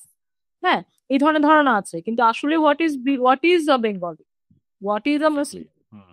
তাই না? এই প্রশ্নগুলো তো আসলে আমাদের সমাধান, আমার ধারণা আমাদের অঞ্চলে বরং বেশি সমাধান হয়েছে, যেটা কলকাতায় যতখানি ধরো তোমার কি বলবো, এটার যে মোকাবেলা হয়েছে বাংলাদেশে, হ্যাভিং দিস আইডেন্টিটি অফ ধর্ম, জাতি, ভাষা, ঐতিহ্য, মানে রবীন্দ্রনাথকে আমরা যতখানি ওন করি একই সমান আমরা ধরো তোমার লালনকে ওন করি, একইভাবে আমরা ধরো শাহজালালকে ওন করি। এই ওনারশিপটা তো আসলে ফেলে দেওয়ার মতো নয়, এটা very interesting, very hybrid, why not, right? না, কিন্তু কিন্তু সেক্ষেত্রে কিন্তু মানে পশ্চিমবঙ্গেও কিন্তু ওই একই ধরনের একটা হেটেরোজেনিটিকে বহু বছর ধরে লালন করা হয়েছে। মানে আমরা রবীন্দ্রনাথের নাম যখনই নিতাম সঙ্গে সঙ্গে নজরুলের নাম নিতাম, মানে রবীন্দ্রনাথের সঙ্গেই নজরুলের নাম, আর লালন তো বটেই। মানে তো মানে এই এই এই পার্টটা জ্ঞান, এটা আপনি কাদের সাথে বসছেন তার উপর নির্ভর করছে। মানে পশ্চিমবঙ্গে বসে ছোট থেকে যখন বড় হয়েছি, হ্যাঁ, তাতে কিন্তু আমাদের মানে স্কুলে আমার যে বন্ধু সে মানে কি জাত, কি ধর্ম, এগুলো বেশিরভাগ ক্ষেত্রেই ম্যাটার করতো না। এবার একটা লেভেল অফ ওই মানে সমাজের ভেতর থেকে যেটাকে কাঠি করা বলে, সেই একটা লেভেল অফ কাঠি করা কিন্তু বহু যুগ ধরে হয়ে যাচ্ছে। কাঠি করা মানে ওকে, ডিস্টার্ব। সৌমিক সৌমিক ট্রান্সলেট করতে পারবে। সরি, আমি কলোকুয়াল ডিস্টার্ব করাই আর কি। কাঠি ডিস্টার্ব করা করা, মানে ডিস্টার্ব করা মানে ঝামেলা করা আর কি, মানে ও, গ্যাঞ্জাম ঝামেলা পাতা, পাবেন। গ্যাঞ্জাম পাতা। পোক ইট, হ্যাঁ, জামাই মানে পোক করা আর কি। আচ্ছা। ঝামেলা পাকান এসেনশিয়ালি। এবং সেইটা কিন্তু এই কালকে কালকে না পরশুই দেখছিলাম, আমাদের একজন কমেডিয়ান আছেন বরুণ গ্রোভার, এক জায়গায় বাঙালিদের একটু হ্যাটাই করলেন, সেটা পছন্দ হলো না। বাট যাই হোক, মানে কমেডিয়ান স্টেজে উঠে এ করছেন, কিন্তু that was not the point. আমি যেটা বলার চেষ্টা করছি সেটা হলো যে মানে এই ধরনের আহ, মানে যত ধরুন ডিভাইসিভ ফোর্স, সেইটা কিন্তু সবসময় সব জায়গাতেই থাকে। মানে যদি হিস্ট্রিতে 71-এ যেতে হয় তাহলে হিস্ট্রিতে 1905-এও যাওয়া যায়, মানে তাহলে তো হিস্ট্রিতে ধরুন 47-এও যাওয়া যায়, 61-এও যাওয়া যায়। মানে বিভিন্ন সময় হিস্ট্রিতে আমরা গিয়ে মানে কোথায় গিয়ে আমরা দাঁড়িয়ে বলবো যে এইখান থেকে হিস্ট্রিটা শুরু হলো তার উপর তো নির্ভর করে। এবং সেই সবসময় মানে হিন্দু মুসলমান নির্বিশেষে কিন্তু সবসময় ভাগ, দেশটা ভাগ হোক বা আইডেন্টিটিটা ধর্মকেন্দ্রিক বা এই ধরনের মানে ডিভাইসিভ লোক হিন্দুদের মধ্যেও ছিল, মুসলমানদের মধ্যেও ছিল আর কি। তো সেখানে মানে ধরুন বাংলাদেশে আইডেন্টিটিগুলোকে অনেক বেশি হোমোজিনিয়াস করার বা অনেক কম হোমোজিনিয়াস করার চেষ্টা আর এখানে বেশি, মানে ওয়েস্ট বেঙ্গলে বেশি, সেটা ইজ পারহ্যাপস নট ট্রু। উল্টো দিক থেকে I'm not saying that. I'm saying that যে কোনো জায়গায় যখন আপনি একটা এরকম একটা পুরাতন জাতি বাঙালি, ধরেন দুই সাইডেই আমাদের, হ্যাঁ, তাকে যখন আপনি একটা হোমোজেনিটির ভিতরে ঢুকাতে চাইবেন তখন এটা ঝামেলার। It it it it does not contain everything that all the একেবারেই। নিউট্রিশনস। Hmm, hmm. মামা একদম একদমই তাই। ওই বলতেছি এটা সম্ভব না। যেরকম ধরেন মিডিয়ার কথা আমরা গত বছরে যখন প্রত্যয়ের সাথে আপনাদের সাথে আলাপ হচ্ছিল তখন বলতেছিলাম আমরা যে মিডিয়া যেভাবে দেখাচ্ছে এটা আসলে অত্যন্ত হাস্যকর। মানে অন্তত আমাদের কাছে, সৌমিক আমার কাছে, হ্যাঁ, আমরা তো এখানে we live here, we see people on a daily basis, কিন্তু আমরা যখন মিডিয়া দেখছি এবার বিষয়টা খুবই আশ্চর্য লাগে। কিন্তু আরেকটা কথা হচ্ছে যে আসলে মিডিয়ার ক্ষমতা তো আসলে অসামান্য আমাদের সময়, তাই না? একটা কথা যখন 1000 বার রিপ্রোডিউস হবে হ্যাঁ, তখন আপনার কোথাও না কোথাও মনে হবে যে না, মনে হয় কিছু না কিছু করতেছে, হ্যাঁ, এই জিনিসটা যে আপনার মনে হবে, এটা এটা ধরেন ইন্ডিয়ার ক্ষেত্রেও আমাদের হয়, তাই না? বা ধরেন আমেরিকার ক্ষেত্রেও আমরা আমেরিকা মিডিয়া থেকে যেহেতু আমেরিকা সম্পর্কে এখন বসে বসে জানতে পারছি, আমেরিকাকে তো আমরা একটা মনস্টার মনে করছি। But then again we know a different America where we have studied, where we have friends, তাই না? তো এই ধরনের সরলীকরণ বা কোনো একটা পার্টিকুলার আইডেন্টিটির মধ্যে আপনাকে ঠেসে ঠেসে ঢুকাই দেওয়ার যেই এবং এইটাই পলিটিক্স আসলে আলটিমেটলি আমাদের এই বিশেষ সাউথে আমাদের এই আপনার কি বলবো আমাদের উপমহাদেশের রাজনীতির এটা বড় রাজনীতি। মানে আপনাকে কোন ব্র্যাকেটে ঢুকানো যাবে এবং ঢুকায়ে সেটার ফায়দা তোলা যাবে, তাই না? এটাই তো আমরা গত 200 বছর ধরে অন্তত সেরকমই দেখে আসতেছি। একদম। এবং আরেকটু অ্যাড করব শর্মী, শুধু মিডিয়া কিন্তু নয়, মিডিয়া যারা কন্ট্রোল করছে তারা কিন্তু অন্য আরো বিভিন্ন আউটলেট, তার মধ্যে একটা সার্টেনলি সোশ্যাল মিডিয়া, আর একটা হলো অ্যাকচুয়ালি রিয়েল লাইফে। মানে আমি এবার ঘটনাচক্রে পুজোর সময় মানে গতবার যে দুর্গা পুজোর সময় আমি লন্ডনে ছিলাম, তো লন্ডনের আমি এটা প্রত্যেকে বলছিলাম অ্যাকচুয়ালি, তো ইস্ট লন্ডনে যে কটা পুজো হয় সেগুলো বেশিরভাগই বাংলাদেশি দের পুজো আর কি। মানে বাংলাদেশি হিন্দু যারা ইস্ট লন্ডনে দুর্গাপুজো করে, যে কটাতে গেছি প্রত্যেকটাতে এরকম একটা করে ব্যানার আছে, যেই ব্যানারে কিন্তু লেখা আছে যে বাংলাদেশি হিন্দুরা খুব আর কি তাদের উপর অত্যাচার চলছে, এবং এবং খুব গ্রাফিক ছবি দিয়ে পুরো ব্যাপারটা। তো it is not just through the media, এটা এটা কিন্তু আরো বিভিন্ন চ্যানেলে করা হচ্ছে, এবং যেখানেই আপনি কোনো একটা অর্গানাইজড সেট অফ মানুষ পাবেন, সেই সেই মানুষদের মধ্যে ইনফিল্ট্রেট করে সেখানে একটা ধরনের ন্যারেটিভ চালানো, হোয়াটসঅ্যাপ গ্রুপের মাধ্যমে হোক বা ধরুন কোনো জায়গায় সংঘবদ্ধভাবে কিছু মানুষ আছেন তাদের মাধ্যমে হোক, এইটা কিন্তু একটা ভেরি কনসার্টেড এফার্ট, এবং মানে সেই এফার্টটাকে সঠিকভাবে কাউন্টার করার মতো কিন্তু মানে সেরকম শক্তি দেখতে পাচ্ছি না যারা আর কি এটা ধরেন একটা ইন্টারিম সরকার এবং আমাদের যে অভ্যুত্থান পরবর্তী যে শক্তিগুলো আমরা যাদেরকে দেখতেছি, এটা তাদের একটা বড় ব্যর্থতা। যে আমরা আসলে সেই নানা রকম যে সেই ভয়েসেস গুলোকে আমরা আসলে ফোরফ্রন্টে আনতে পারি। কি বলো সৌমিক? আমি মাঝে একবার ইউনিভার্সিটিতে শফিকুল আলম এসেছিলেন, তো ওনার সাথে কথা হয়েছিল, রাইট? তো আমার মনে হয়েছিল ওনার সাথে কথা বলে, মানে হি সিমড ওয়েল মিনিং, কিন্তু আমার শুনে মনে হয়েছিল যে ইন্ডিয়া সম্বন্ধে খুব মিসকনসেপশন আছে, মানে সরকারের মধ্যেও। এই যেরকম মানে, এবং এই মানে এইটা না একটু ব্যাকগ্রাউন্ড দেওয়া দরকার। মানে আমি না এটা বন্ধুদেরকেও বলি বারে বারে যে মানে Bangladesh is one of the very few places where Indians are taken seriously. ঠিক আছে, সেটা ইনক্রিজিংলি আর নেই, সেটা পৃথিবীতে তো এখন ইন্ডিয়ানদের মানে সেরকম কেউ পাত্তা দেয় না, right? Bangladesh is one of the very few places যেখানে ইন্ডিয়ান বলে পাত্তা পাওয়া যায়। আমি জানি আমি ইন্ডিয়ান, আমি পাই পাই পাত্তা ইন্ডিয়ান বলে, রাইট?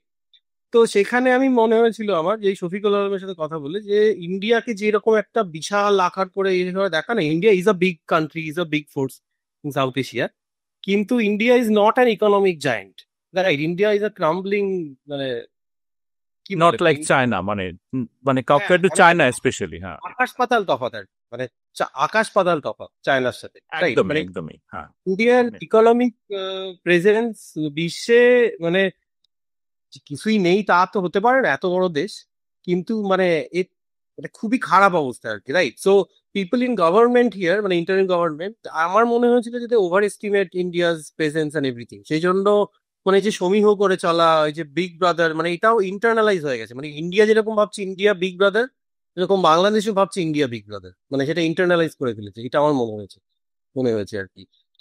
আর একটা জিনিস, এই মিডিয়া নিয়ে আমরা কথা বলছিলাম ইন্ডিয়াতে, আমি যে কবার এর মধ্যে মানে বাড়ি গেছি ইন্ডিয়াতে, আমার মনে হয়েছে যে দেয়ার ইজ নো আউটলেট যে কিনা বাংলাদেশের কথা ঠিক করে বলছে, রাইট? একদম ওয়াল টু ওয়াল কাভারেজ, যে একটা ফাঁক ফোকরও নেই যেখান থেকে একটু সত্যি বেরিয়ে যেতে পারে।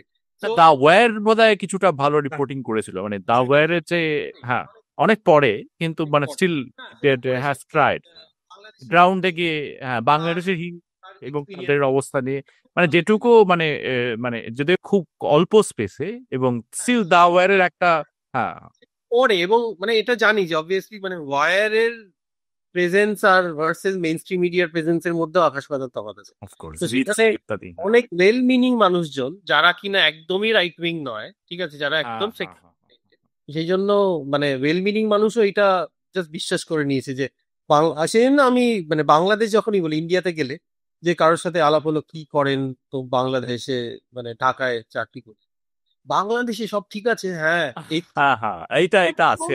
সৌমিক, ইন্ডিয়াতে তো ইন্ডিয়ানের নিজেরই অল্টারনেট স্পেসটা নাই, তুমি আমাদের কথা কেন চিন্তা করতেছো? If you think of the Indian media itself, ওইখানে কি আসলে জায়গা আছে?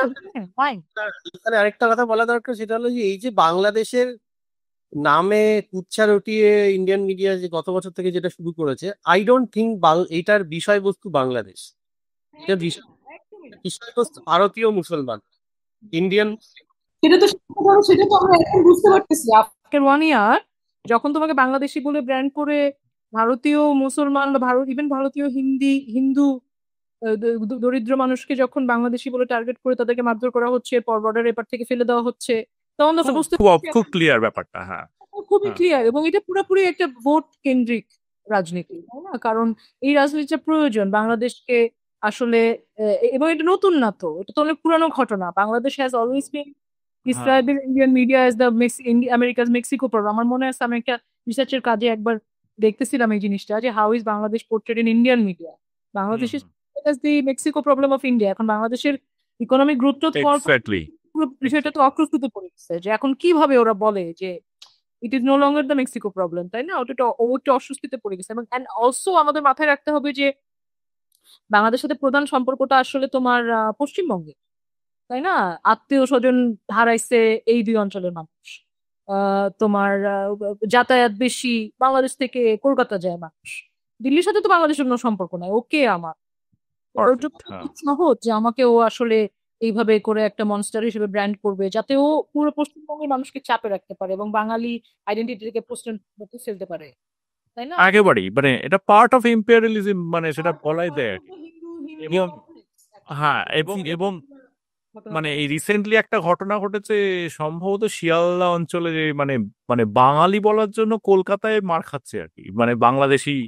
সবচেয়ে মজার ব্যাপার কি আমি দেখতেছিলাম, আমি জানি না প্রত্যয়, এটা তুমি আমাকে হয়তো বা সঞ্জয় আমাকে ভালো বলতে পারবেন, যে বাংলাদেশি ভাষা নামক একটা নতুন জিনিস আবিষ্কার করছে। হ্যাঁ, এটা নিয়ে মানে একটা মানে এইটাও একটা ব্যাপার, কিন্তু মানে মোর দে টক, মানে তুমি যেটা কথা বলে রাইট উইং এর, এটাও হচ্ছে ব্যাপার যে মানে এর মানে আমার কাছে তোমার হচ্ছে এটা নতুন নয় সেটা ঠিক, কিন্তু নতুন কোনটা জানো তো? নতুন হচ্ছে বাঙালি, কলকাতার বাঙালিরা আবার এই ধরনের ইয়ের ওপরে একটা অ্যাপোলজিস্ট, মানে একটা ভঙ্গিতে কথা বলে, এটা হচ্ছে নতুন। আমার I have relatives in Kolkata, I have friends in Kolkata, যারা তোমার এই ধরো আমি একজনের কথা বলি, আমার একটা আত্মীয়র মেয়ের নাম হচ্ছে অহনা।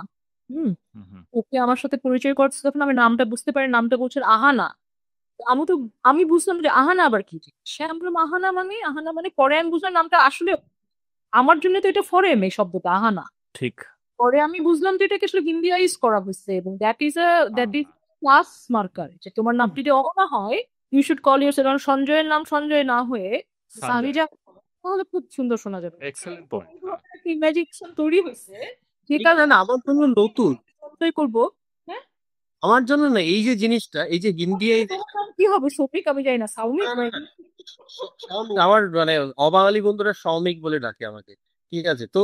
না বাট এই যে জাতে ওঠা, এই যে কনসেপ্টটা, যে হিন্দি সঞ্জয় না বলে সঞ্জয় বা প্রত্যয় এরকম করে যদি বলি, বললে একটু যাতে ওঠা গেল। হ্যাঁ, So funny to my না, এইটা আমার কাছে নতুন জিনিস, যে এইটা কবে হলো, যে আমি তো এইটাই বুঝি না যে when did this happen? গত 20 বছর, গত 20 বছর। কারণ আমি যার কথা বলতেছি, আমার কাজিন একজন আর কি, ওনার কাজিনের মেয়ের নাম যখন আহানা হলো, that is like back in 2010-11, and true. I did not understand যে কেন করছেন। পরে বুঝলাম যে there is a gradation of accents and a gradation of languages within India.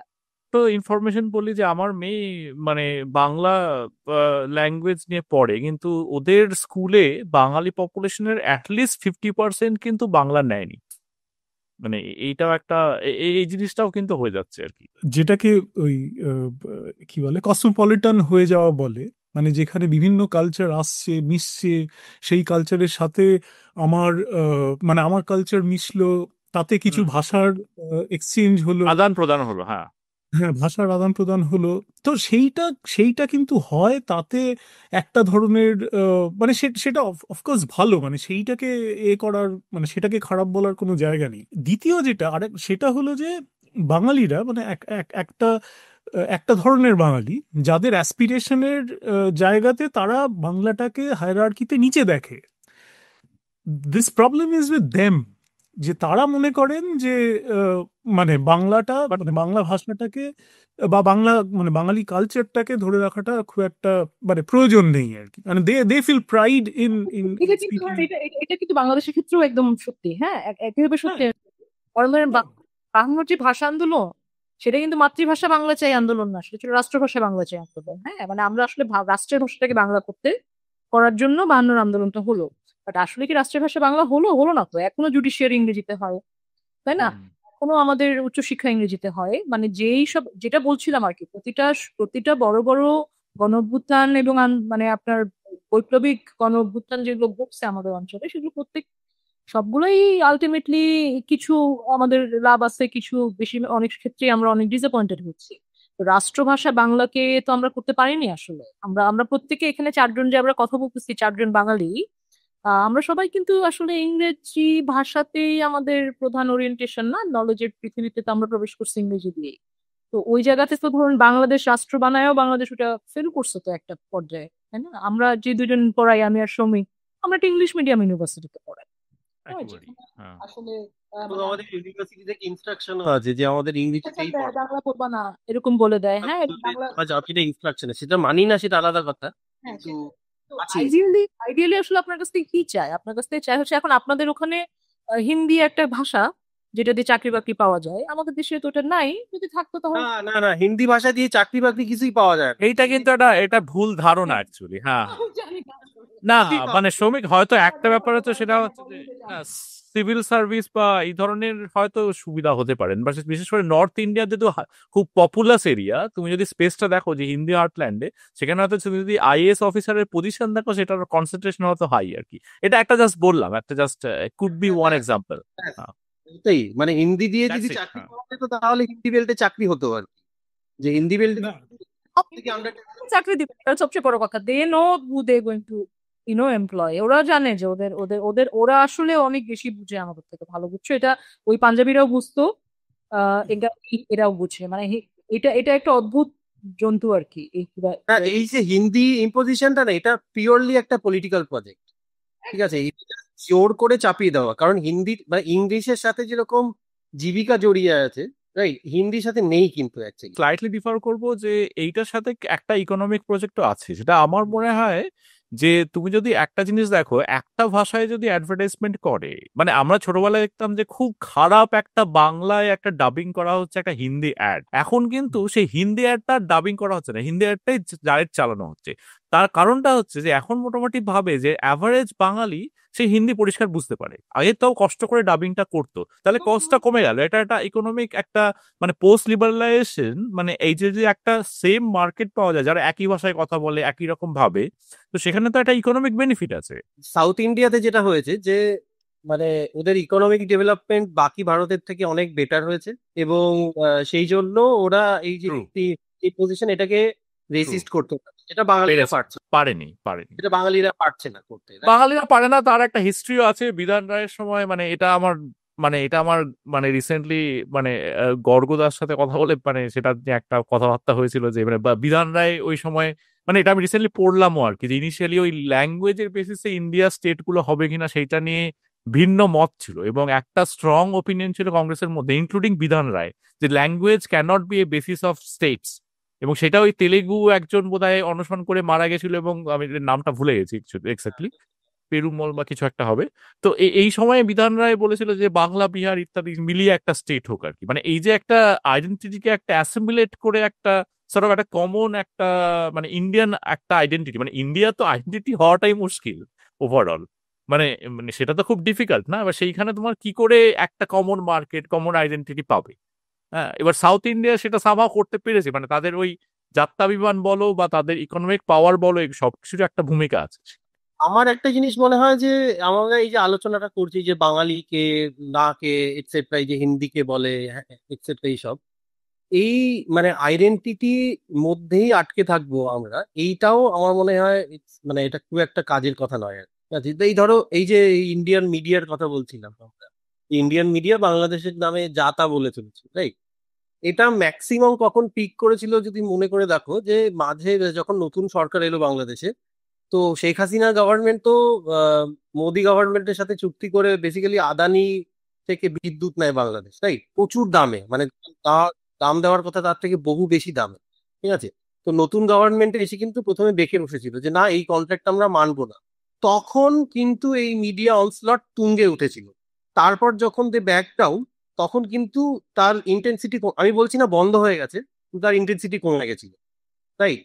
তো আমি বাঙালি অমুকে হিন্দু মুসলমান করে আমি একদম মানে পুরো জ্বালিয়ে দিলাম, আসলে খেলাটা কিন্তু আদানি চলছিল আর কি। মানে এটা কি ইনসিডেন্টাল হতে পারে, কেননা ফর এক্সাম্পল মানে মানে তুমি যেটা বলছো তার মানে ওটার কি একটা ইম্প্যাক্ট মানে আছে এখানে, যে ব্যাক আউট করলো মানে পিকে উঠলো এবং মানে বেসিক্যালি মানে আগে ছিল ইস্ট ইন্ডিয়া কোম্পানি, এখন হচ্ছে West India company. Indian government তো কিছু নেই আর, রাইট। এখন তো দেখতেই পাচ্ছি আদানি আম্বানির দালাল, মানে মোদি ইজ এ পিম্প, রাইট। তো আর তো কিছুই নেই, and Sheikh Hasina was the same. তো সেই শেখ হাসিনা চলে যাওয়ার পরে ইন্টারিম গভর্নমেন্ট এসে একবার করেছিল যে না, আমরা এটা এই এত জঘন্য চুক্তি কেন মানব। তো সেটা হতেই তখন এবং যখন মেনে নিল সাথে সাথে ইন্টেন্সিটি পড়ে গেল, বন্ধ হয়ে যায়নি অফকোর্স, কিন্তু পড়ে গেল সেটা। সো অ্যাবসলিউটলি এটা আছে, এটা কোরিলেশন আছে। কারণ মিডিয়াগুলো দারুণ observation। ওদেরই ওদেরই তো বোধহয় ওরাই অন করে না শ্রমিক, মানে বেশিরভাগ মিডিয়া তো হ্যাঁ এই মোরাললেস মানে ওরাই সব মিডিয়া গুলো কন্ট্রোল করে আর কি। মানে ইনফ্যাক্ট মেইন স্ট্রিম মিডিয়া পুরোটাই তো। এখন সব একটা ব্লক হয়ে গেছে মিলেমিশে, মানে সরকার কর্পোরেট মিলে জাস্ট একটা ঘ্যাট তৈরি হয়েছে, আর নেই, আলাদা করা যায় না। You cannot separate BJP from Ambani Adani, right? মানে the whole thing falls apart, which it will hopefully.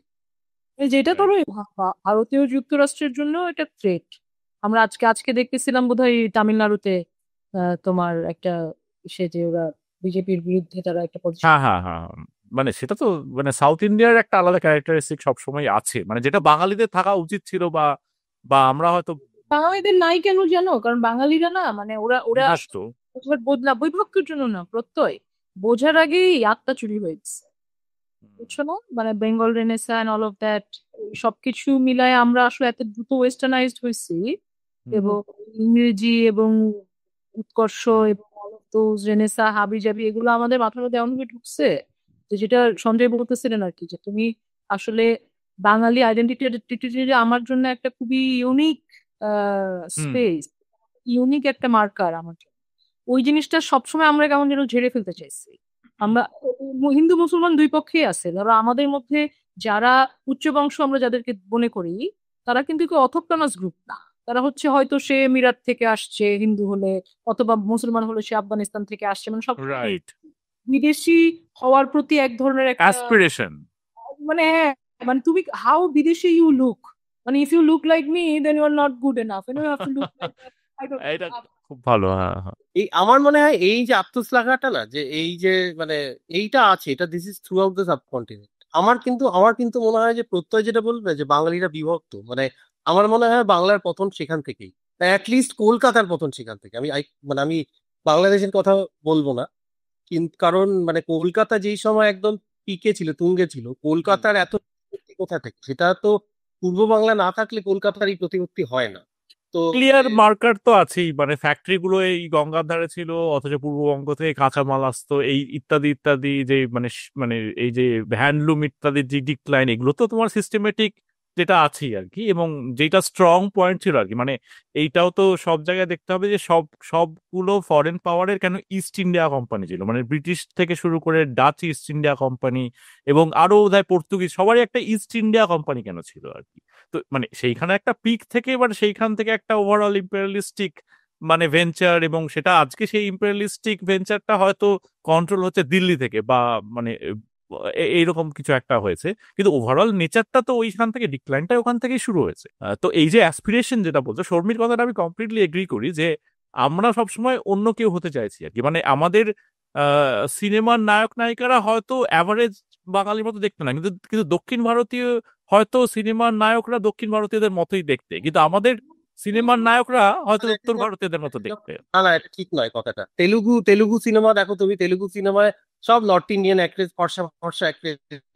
ওখানে কিন্তু একটা কাস্ট ইকুয়েশন আছে, সেটাও তোমায় ভাবতে হবে আর কি। মানে ওই আপার কাস্ট বায়াসটা খুব প্রমিনেন্ট আর কি ওই ওই ওই ব্যাপারটার। ইন জেনারেল বাঙালিদের সবসময় একটা অন্য কেউ হওয়ার প্রবণতাটা কিন্তু হয়তো মানে অ্যাসপিরেশনাল দিক থেকে কিছুটা হয়তো আছে আর কি। মানে একটা কমন ইয়েতে তুমি ধরো মানে অ্যাটলিস্ট কলকাতায় লোকে মানে টিপিক্যাল জিনিস এক্সপ্রেস করতে হলে হিন্দি গান দিয়ে কেন এক্সপ্রেস করবে, মানে তার মানে ওটার তার একটা সর্ট অফ অ্যাসপিরেশন, মানে অপশনই নাই প্রত্যয়। তুমি দেখো, তুমি ধরো এই এই আজকে যে ছেলেমেয়েরা যারা ধরো টিকটক রিলস দেখতেছে, কিছু অপশনই নাই।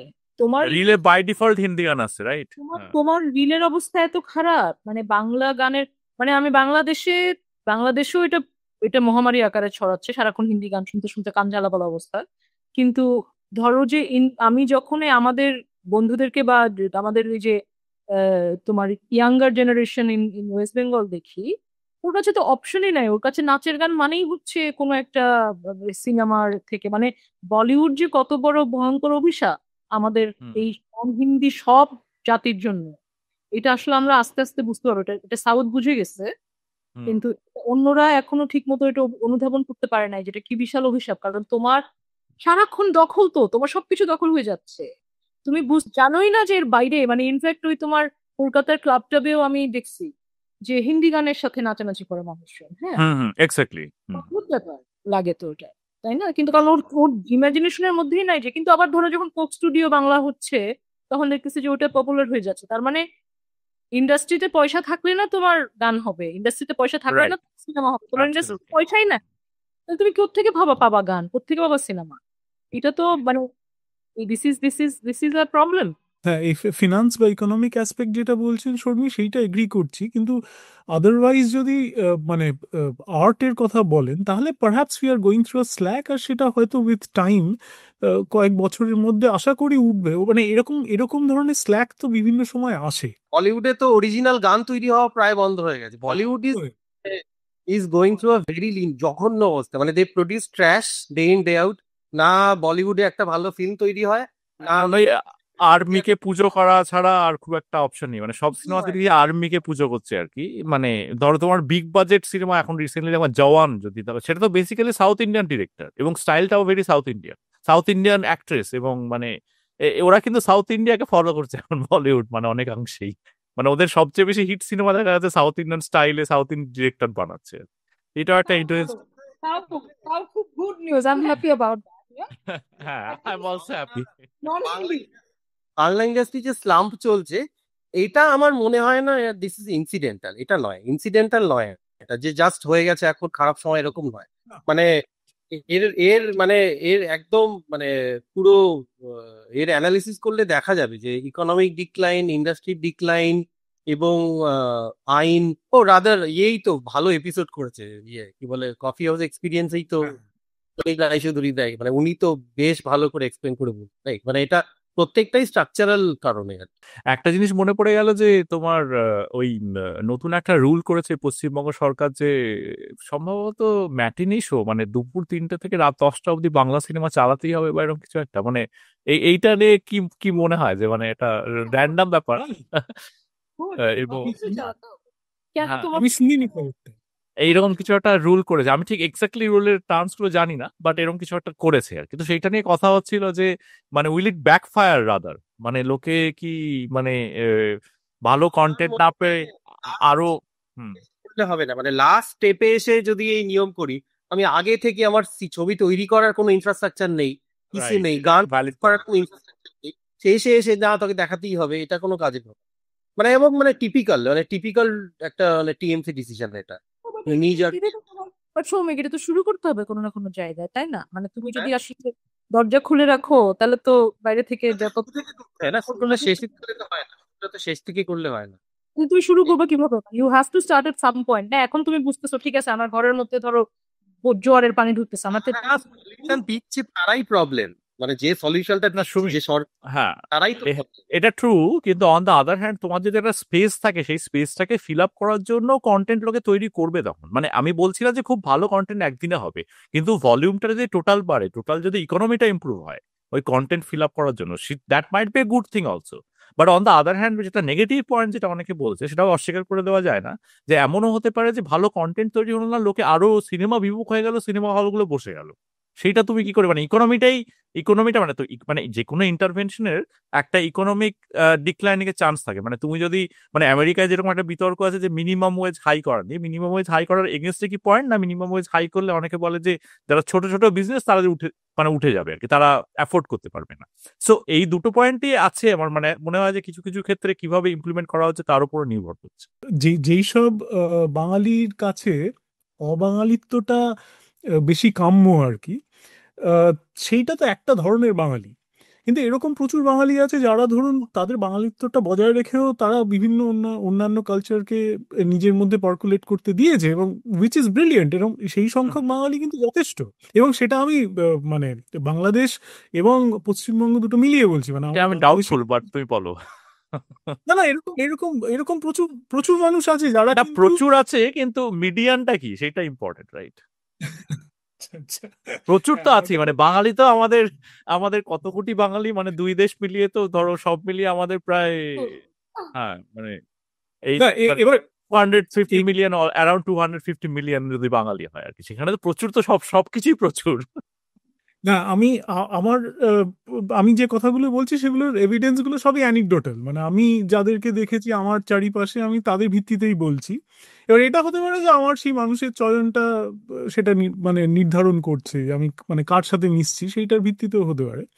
কিন্তু অ্যাট দ্য সেম টাইম মানে what I am trying to say is এরকম কিন্তু মানুষ দু ধরনের মানুষই হয় আর কি, এবং সেইগুলো আমাদের অনেক বেশি চোখে পড়ে সেই সব মানে ক্ষেত্রে সেই সব মানুষ অনেক বেশি চোখে লাগে রাদার, যারা মানে বাঙালিত্বটাকে ছেড়ে দিতে পারলে তারা বেশি আনন্দ পায়, সেগুলো আমাদের গায়ে লাগে, চোখে লাগে। এই কসমোপলিটন বাঙালি নিয়ে না আমি একটা কথা বলতে চাই, সেটা হলো যে মানে আমি একটা জিনিস বাংলাদেশে এসে থেকে বুঝতে পেরেছি যে যখন পশ্চিমবাংলার বাঙালিরা বাঙালি বলে তারা শুধু পশ্চিমবাংলার বাঙালিদেরই মিন করে, এবং যখন বাংলাদেশের বাঙালিরা বাঙালি বলে তারাও বাংলাদেশের বাঙালিদেরই মিন করে।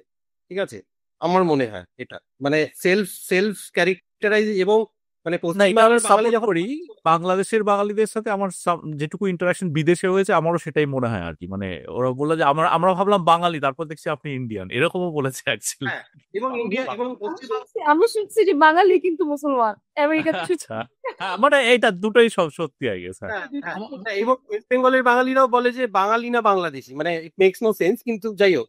তা আমি যেটা বলতে চাইছি সেটা হলো যে সেলফ ক্যারেক্টারাইজেশন দুই বাংলায় একদম আলাদা, এবং পশ্চিম বাংলার বাঙালি যখন কসমোপলিটন ভাবে, সে ভাবে যে আচ্ছা আমি রবীন্দ্রনাথ পড়বো, আবার আমি সার্ত্রেও পড়বো, হোয়াট এভার, আমি র্যান্ডামলি বলছি যা খুশি আর কি, রাইট, যে আমি অমুক তসুক এসব পড়বো, রাইট। তো সেইটা এক ধরনের ভদ্রলোক বাঙালি, রাইট। কিন্তু আরেকটা বাঙালিও হয় যারাও কসমোপলিটান, যে সেটা এবং সেটা বাংলাদেশেও আছে এবং সেই বাঙালি পশ্চিমবাংলাতেও আছে, যারা হলো পশ্চিমবাংলার বাঙালি সারা ভারতবর্ষে ঘুরে কাজ করে। তা যে তামিলনাড়ুতে থাকে সে তামিল জানে, যে মহারাষ্ট্রে থাকে সে সে মারাঠি জানে। এবং আমি আহ, বাংলাদেশের কথা বলি, বাংলাদেশ এইটা আমি জানি না কতজন জানে, মানে ঢাকাতে ইনক্রেডিবল দুর্দান্ত ইটালিয়ান খাবার পাওয়া যায়। তার কারণ হলো যে বহু বাংলাদেশের মানুষ ইটালিতে গিয়ে থাকে, আমার ইন্টারাকশনও হয়েছে আমার। হ্যাঁ, হ্যাঁ, এবং ইটালিতে মানে মেন মেন শহরগুলোতে ভালো ভালো রেস্টুরেন্টে সব বাংলাদেশের একদম। মানুষ রান্না সব বাংলা, প্রচুর বাংলা। এবং তাদের মধ্যে যারা কিছু মানুষ ফিরে এসেছে তারা এখানে এসে ইটালিয়ান রেস্টুরেন্ট খুলেছে, তারাও কসমোপলিটন, ঠিক আছে, এবং আরো বেশি আরো বেশি কষ্ট বলেন, it's a very good point আমার মনে হয় অ্যাকচুয়ালি সৌমিক, এটা দুর্দান্ত পয়েন্ট। এবং এই যে তুমি বললে যেই সব বাঙালিরা তামিলনাড়ুতে কাজ করতে গিয়ে তামিল শিখছে, এইটার ম্যাক্সিমাম যারা এইরকম বাঙালি তারা কিন্তু মোস্টলি ওয়ার্কিং ক্লাস।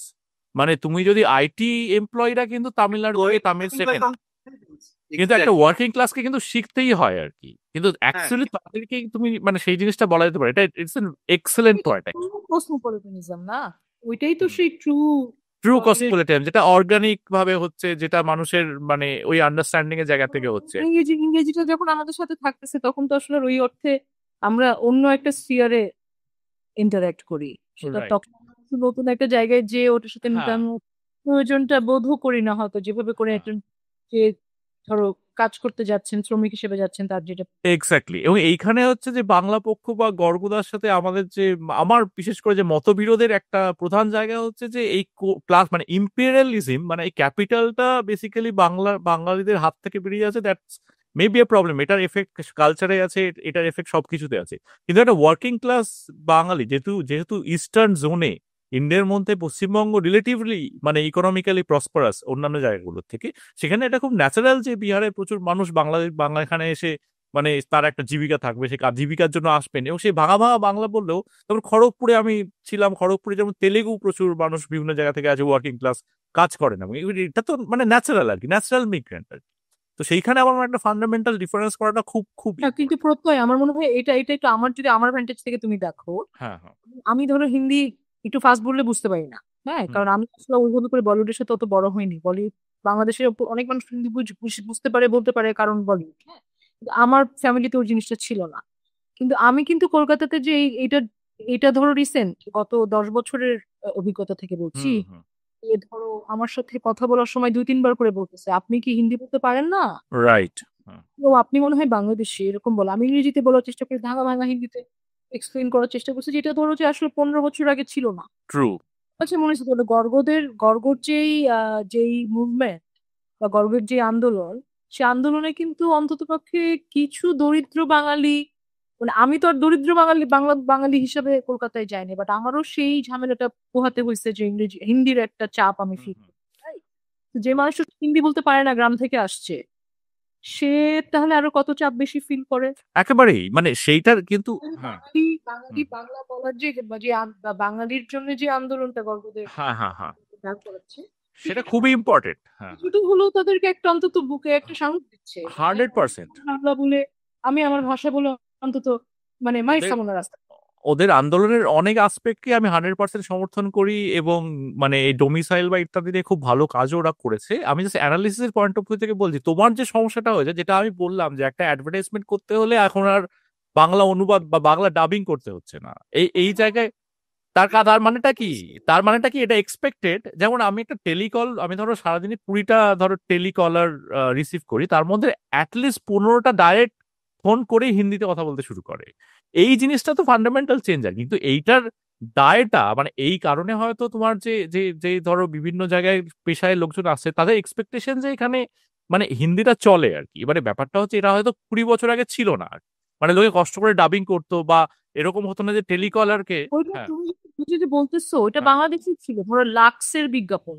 হ্যাঁ, হুম লাক্সের বিজ্ঞাপন আগে আমরা যখন ছোট ছিলাম তখন ধরো শমী কায়সার, বিপাশা হায়াত, সুবর্ণা মুস্তফা, আমাদের যারা বড় বড় স্টার ছিলেন, রাইট, ওদেরকে দিয়ে মাসিভ হুম, স্টার, শুভ্রদেব, গায়ক, মানে এনারা হচ্ছে তোমার এইসব মাল্টি ন্যাশনাল কোম্পানিগুলোর বিজ্ঞাপন করতেন। বিজ্ঞাপনগুলো বাংলাদেশে বানানো হতো, ধরো বাংলাদেশের একটা বিজ্ঞাপন সংস্থা হয়তো বিদেশি বিজ্ঞাপনের ফরম্যাটেই বিজ্ঞাপনটা বানাতো, বাট তারকাগুলো ছিল আমাদের, ফলে আমাদের ওদেরকে তারকা মনে হতো। Hmm, we use to think that these are big stars. আমরা যখন 90s-এ বড় হচ্ছি তখন নায়ক নায়িকারা গুলশানে থাকতো, which is a wealthy neighbourhood in Dhaka. But এখন কি হয়েছে, তোমার ওই ইন্ডিয়ান বলিউডি নায়িকাদের লাক্সের বিজ্ঞাপনটা এখানে জাস্ট ডাবিং করে চায়। এক্স্যাক্টলি। ফলে হচ্ছে কি, মানে এখন তোমার হ্যাঁ তোমার ওই চোখ, স্টেজটায় গেছে। তোমার হ্যাঁ, স্টারটা আর স্টার নাই, তোমার স্টারের ভেরি থেকে ইম্পর্টেন্ট। স্টার এখন, তাই না? এটা তোমার একটা ইমেজ দখল হয়ে গেছে। অত্যন্ত অবজারভেশন মানে হ্যাঁ এটা এটা কিন্তু একটা স্বাধীন দেশ, এটা ভুলে গেলে চলবে না। তুমি তো ইন্ডিয়ান, অন্ততপক্ষে ইন্ডিয়ান ইউনিয়নের ভিতর থেকে কথা বলছো, হ্যাঁ হ্যাঁ হ্যাঁ হ্যাঁ তাহলে কেন হারায় যায়? তাই না? এটাই এটা হচ্ছে খুব এটাই হচ্ছে ইম্পর্টেন্ট। শেখ হাসিনার শাসন, এটাই হচ্ছে শেখ হাসিনার শাসন। We lost our actors, we lost our artist, we lost our stars, we lost many things. মানে এটাকে বলা যায় তোমার মানে কি বলা যায়, অপটিক্যাল ইম্পেরিয়ালিজম বলে কোনো টার্ম আছে কিনা আমি জানি না। মানে এটা হচ্ছে অপটিক্যাল ইম্পেরিয়ালিজম আর কি, যেটা হচ্ছে তোমার এই এটার পরের স্টেজটা গেছে। এটার পরের স্টেজ হচ্ছে আজ থেকে 20 বছর বাদে হয়তো সেই ডাবিংটা আর করতে হলো না, হয়তো সাপোজ ঢাকাতেও আর কি। It's possible. হ্যাঁ লজ্জাজনক না আমাদের জন্য, বলো? ডেফিনেটলি। হ্যাঁ হ্যাঁ, তো এই স্টেজ গুলো আমরা আছে আর যদি কি। হ্যাঁ আমরা যদি বাঙালিদের ক্লাস দেখি, যে দুই রকম বাঙালির মধ্যে ডিফারেন্সিয়েট করলাম, সেটা তো হিন্দি ভাষীদেরও করা উচিত, তাই না? যে যে হিন্দি ভাষী ব্যবসায়ী কলকাতায় ব্যবসা করছে আর যে ট্যাক্সি চালাতে আসছে, তাকে তো আমি একভাবে দেখতে পারি করতে না। পারি না। হ্যাঁ হ্যাঁ হ্যাঁ এবং ট্যাক্সি চালাতে যে আসছে, সে যদি বছর দুয়েক থেকে যায়, সে বাংলা শিখে যায়, আমি জানি সেটা। ইউপি থেকে আসে, বিহার থেকে আসে, তারা বাংলা বলতে পারে, শুনে বোঝা যায় যে সে হিন্দিভাষী, কিন্তু সে বাংলাতেই কথা বলে। যদি আমি বাংলাতে কথা বলি, ইনক্রিজিং এবারে যদি ইন আমি থেকে হ্যাঁ শুরু করি কথা বলতে, তার তো কোনো দায় নেই। ইনক্রিজিংলি যেটা হচ্ছে, তারা আর ওই যে বাংলা মানে এখন এখন একটা মানে এখন একজন যদি আমাদের তামিলনাড়ু থেকে কেউ বাঙালি ছেলে ট্যাক্সি চালায়, তাকে তামিল যেরকম 2 মাসের মধ্যে শিখতে হবে। ইনক্রিজিংলি এই যে তুমি 1 বছর 2 বছর বলছো, এইটা হয়তো লোকে 5 বছর 10 বছর করতে করতে এরকম লোকও আছে, কিন্তু সেটা তাদের ওপর সেই রেসপন্সিবিলিটিটা দেওয়া যায় না যে তারা কেন এরকম করছে, কেন লোকে রিপ্লাই দিচ্ছে, রাইট? মানে লোকে যদি মানে ইনফ্যাক্ট আমি নিউ টাউনে থাকি, এবং সেখানে লোকে বাই ডিফল্ট একটা হিন্দিতে কথা বলার টেন্ডেন্সি আছে আর কি। এবং সেটা আমি রিপ্লাই দিই, আমি মানে এখন একটু হাল ছেড়ে দিয়েছি। আমি আগে বলতাম যে আপনি কেন হিন্দিতে কথা বলছেন, আগে বাংলায় কথা বলে চেষ্টা করুন। তো এইরকম একটা ওভারঅল মানে এটা শর্মিজরা বললো খুব ইন্টারেস্টিং পয়েন্ট, যে ওদের যেমন স্টার গুলো চেঞ্জ হয়েছে কিন্তু ভাষাটা এখনো একই আছে, এরপরে হয়তো ভাষাটাও আস্তে আস্তে চেঞ্জ হবে। কিন্তু এর মধ্যে ওভারঅল একটা মানে ইউনিফাইড মার্কেটের একটা প্রবণতা কিন্তু আছে আর কি, এটা আমার মনে হয়। একটু ইলেকশনের প্রসঙ্গে একটু যেতে চাই, যে ফেব্রুয়ারিতে ইলেকশন, এবং যেটা নিয়ে তুমি বলছো মানে যেটা খুব খুব important I guess at this stage. তো আওয়ামী লীগের এখন মানে আমি আমি যেটুকু জানি যে আওয়ামী লীগ এখন banned from fighting election, is it true? আর মানে সেটার কি কোনো মানে মানে সেটার সম্পর্কে তোমার কি ওপিনিয়ন, এবং সেটার রেপারকেশনে কি বিএনপির ক্লিন সুইপ করার একটা মানে এরকম চান্স থেকে যাচ্ছে? বিকজ দে মানে they already had the infrastructure actually to fight it and all. দেখো, BNP is not the problem. হ্যাঁ, কারণ আওয়ামী লীগ অথবা বিএনপি, আমরা তো গত 30 বছর বাংলাদেশে তাই দেখে আসছি, না? বড় পার্টি যে নির্বাচনে জিতে বা সাধারণ নির্বাচনে যারা জিতে, তারা হচ্ছে আওয়ামী লীগ অথবা বিএনপি। এখন আওয়ামী লীগ নাই, আওয়ামী লীগ আসলে গণহত্যা করছে। Awami League has killed, UN বলতেছে 1400 লোক মারছে। হ্যাঁ, ইউএন আমাদের হিসাব আরো যাই হোক, ইউএন তো বলছে 1400 লোক মারছে, এবং সেটা মাত্র 1 মাসে। তার মধ্যে 62 ভাগ হচ্ছে যাদের বয়স 15 থেকে 21। তো এইটা আসলে এটাকে তোমার নিতেই হবে, মানে এটা কগনিজেন্সে আমাদের নিতেই হবে। আওয়ামী লীগকে আমরা যতই যাই মনে করি না কেন, আমাদের এটা ভুলে গেলে চলবে না যে প্রচুর লোক এখনো অন্ধ, প্রচুর লোক এখনো আহত, তাদের হাত পায়ে পা নাই, 2 বছর 3 বছরের শিশুরা পর্যন্ত মারা গেছে। তো আওয়ামী লীগের এইটা আসলে আওয়ামী লীগের এখন নির্বাচনী রাজনীতিতে আসার কোনো এথিক্যাল মরাল কোনো পজিশন আসলে নাই। বাংলাদেশের মানুষ অন্তত গণহত্যাকারী, যেমন জামাতকে বাংলাদেশের মানুষ কখনো হজম করতে পারে নাই, কারণ জামাত গণহত্যা সাপোর্টেড ছিল, একইভাবে আওয়ামী লীগকে মানুষের হজম করতে পারবে না। Awami League has to really strategize ওরা কিভাবে কি রূপে ফিরবে। তবে যেটা বিএনপিকে নিয়ে, বিএনপি অবশ্যই আওয়ামী লীগ যদি না থাকে বিএনপির জন্য ফাঁকা মাঠ, ও সুন্দর বল দিয়ে জিতে ও ক্ষমতায় চলে যাবে। বিএনপি আসলে কি ধরনের সরকার গঠন করবে আওয়ামী লীগ ছাড়া, ওটা হচ্ছে আমাদের এখন বড় প্রশ্ন। কারণ আওয়ামী লীগ আর বিএনপির তো ওদের ওদের ওদের ওদের দুইজনেরই মাঠের ছিল। এখন আওয়ামী লীগ যদি না থাকে, তাহলে who is going to B the biggest, who is going to be the opposition? Now that is our major. Exactly, that's the question. এখন কি জামাত অপোজিশন হবে, এনসিপি অপোজিশন হবে? এনসিপি তো হিউজ ডিসঅ্যাপয়েন্টমেন্ট। এনসিপির মতো ডিসঅ্যাপয়েন্টমেন্ট আসলে আমার মনে হয় যে প্রথম প্রেমের ছ্যাঁকাটা খেলে মানুষের যেরকম লাগে। আচ্ছা, এনসিপি ব্যাপারটাকে একটুখানি ইলাবোরেট করো আমাদের মানে দর্শকদের জন্য। এনসিপি হচ্ছে যেই দলটা গণঅভ্যুত্থানের নেতৃত্ব দান করেছে এরকম ছাত্রদের তৈরি করা একটি দল। যদিও ধরো ওই একইভাবে ওই গণ অভ্যুত্থান তো এগেন গণ অভ্যুত্থান, তার মধ্যে যখনই দাবি করা শুরু করে হয় যে না এটা আমার, যে দখল, মুক্তিযুদ্ধের দখল, যেরকম আওয়ামী লীগ বলছে যে এটা ওর বাপের সম্পত্তি, করছে, হ্যাঁ বাপের সম্পত্তি, আমার বাপ এই দেশ স্বাধীন করছে। যে শেখ হাসিনার যে রেটোরিকটা ছিল ব্যক্তিগত অর্জনকে জাতীয় অর্জনের, ব্যক্তিগত শোককে জাতীয় শোকে পরিণত করার যে একটা উনি প্রজেক্ট নিতে পারেন, হ্যাঁ এই ধরনের প্রজেক্ট আমরা দেখতেছি এখন সবাই নেওয়ার চেষ্টা করছে। এবং এনসিপি অবশ্যই, এনসিপির ছেলেমেয়েরা, এনসিপিতে যারা এনসিপি গঠন করছেন তারা অবশ্যই ঢাকা বিশ্ববিদ্যালয়ের নেতৃত্বে ছিলেন, এটা আমরা দেখছি ওই সময়তে। বাট তারাই ছিলেন, আর কেউ ছিলেন না। এই ধরনের ওই যে সরলীকরণ এবং দখলদারি প্রচেষ্টা, হ্যাঁ। তো এই 71-এর গণ অভ্যুত্থান দখল করতে যে আওয়ামী লীগের কি অবস্থা হয়েছে এটা আমরা দেখছি। একইভাবে 24-এর এটাকে দখল করলে কি অবস্থা হবে সেটা আমরা আন্দাজ করতে পারি। ঠিক আছে, তবে যে কথায় ছিলাম নির্বাচনের কথায়, যে এখন আসলে নির্বাচন হবে, নির্বাচন হলে বিএনপি জিতবে এটাই সাধারণভাবে আমরা আন্দাজ করতে পারি, কারণ বিএনপি সেই বৃহৎ দলটা যার আসলে সারা দেশব্যাপী সেই নেটওয়ার্ক গুলো আছে, এক্স্যাক্টলি সরকার চালানোর ক্ষমতা আছে, এবং 15 বছরে বিএনপি যথেষ্ট সাইজ হয়েছে আওয়ামী লীগ দ্বারা। ফলে আশা করতেছি তারা আগে আমাদেরকে যে ধরনের জঘন্য সরকার দিছিল 2001-এ, ওটা আর হবে না। I am hoping they know better. কিন্তু ধরো এর পরের জায়গাটা না, আমার কনসার্ন আসলে বিএনপি না, আমার কনসার্ন হচ্ছে who is gonna be the second biggest majority, second biggest party আসলে বাংলাদেশে। কারণ জামাত যদি একবারে ইলেকটোরাল গেমের মধ্যে একটা বড় স্টেক হোল্ডার হয়ে যায়, তাহলে এটা আসলে একটা something to think about. That is my take. হ্যাঁ, বিএনপি নিয়ে আমি বদার্ড না, কারণ বিএনপি বড় দল, বিএনপির মধ্যে নানা রকমের লোকজন আছে। বিএনপি কোনো তোমার ওই ধরনের ক্যাডার ভিত্তিক পার্টি না যেটা জামাত। আচ্ছা, এই ব্যাপারটা মানে আমরা সত্যি কথা বলতে, মানে তুমি বাংলাদেশের পলিটিক্সে, মানে আমরা সত্যি কথা বলতে বিএনপি কে অনেক সময় ভারতের লোকরা বিজেপির সাথে গুলিয়ে ফেলে আর কি। কিন্তু তোমার বক্তব্য যে সেটা একদমই ঠিক নয়। আমার কাছে মনে হয় না, বুঝছো, বিজেপির সাথে গুলানোর মতো পার্টি আসলে বাংলাদেশে নাই। হ্যাঁ, বিজেপি একটা অন্য কাহিনী আর কি। বিজেপি আর বিএনপি এর এক না। হ্যাঁ, আর বাংলাদেশে আসলে বিজেপির মতো একটা পার্টি ক্ষমতায় আসবে এটা মনে হয় না। বিজেপি যেভাবে করে নিরঙ্কুশ একদম পুরো মাসল মানে চটিং করে ক্ষমতায় আছে, বা It's an ecosystem, right? মানে it's an ecosystem. It's not only about BJP, but it's an ecosystem. সম্ভব কেন জনপ্রত্যয়, কারণ ইন্ডিয়া এত বড়, ইন্ডিয়াতে এত রকমের মানুষ আছে, এত রকমের ইলেকটোরাল গেম আছে আর কি।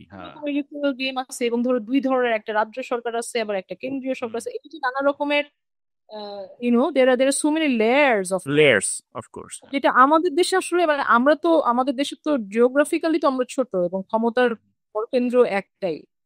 ফলে বিজেপির মতো একটা সরকার বাংলাদেশে কখনো আসবে এটা আমার পক্ষে এটা ইমাজিন করা সম্ভব না আর কি। জামাত যদি ক্ষমতায় আসে? জামাত ক্ষমতায় আসবে না সঞ্জয়, এটা অসম্ভব। মানে আমার হিসাবে এটা মিলে না, কোনোদিনও আসে না।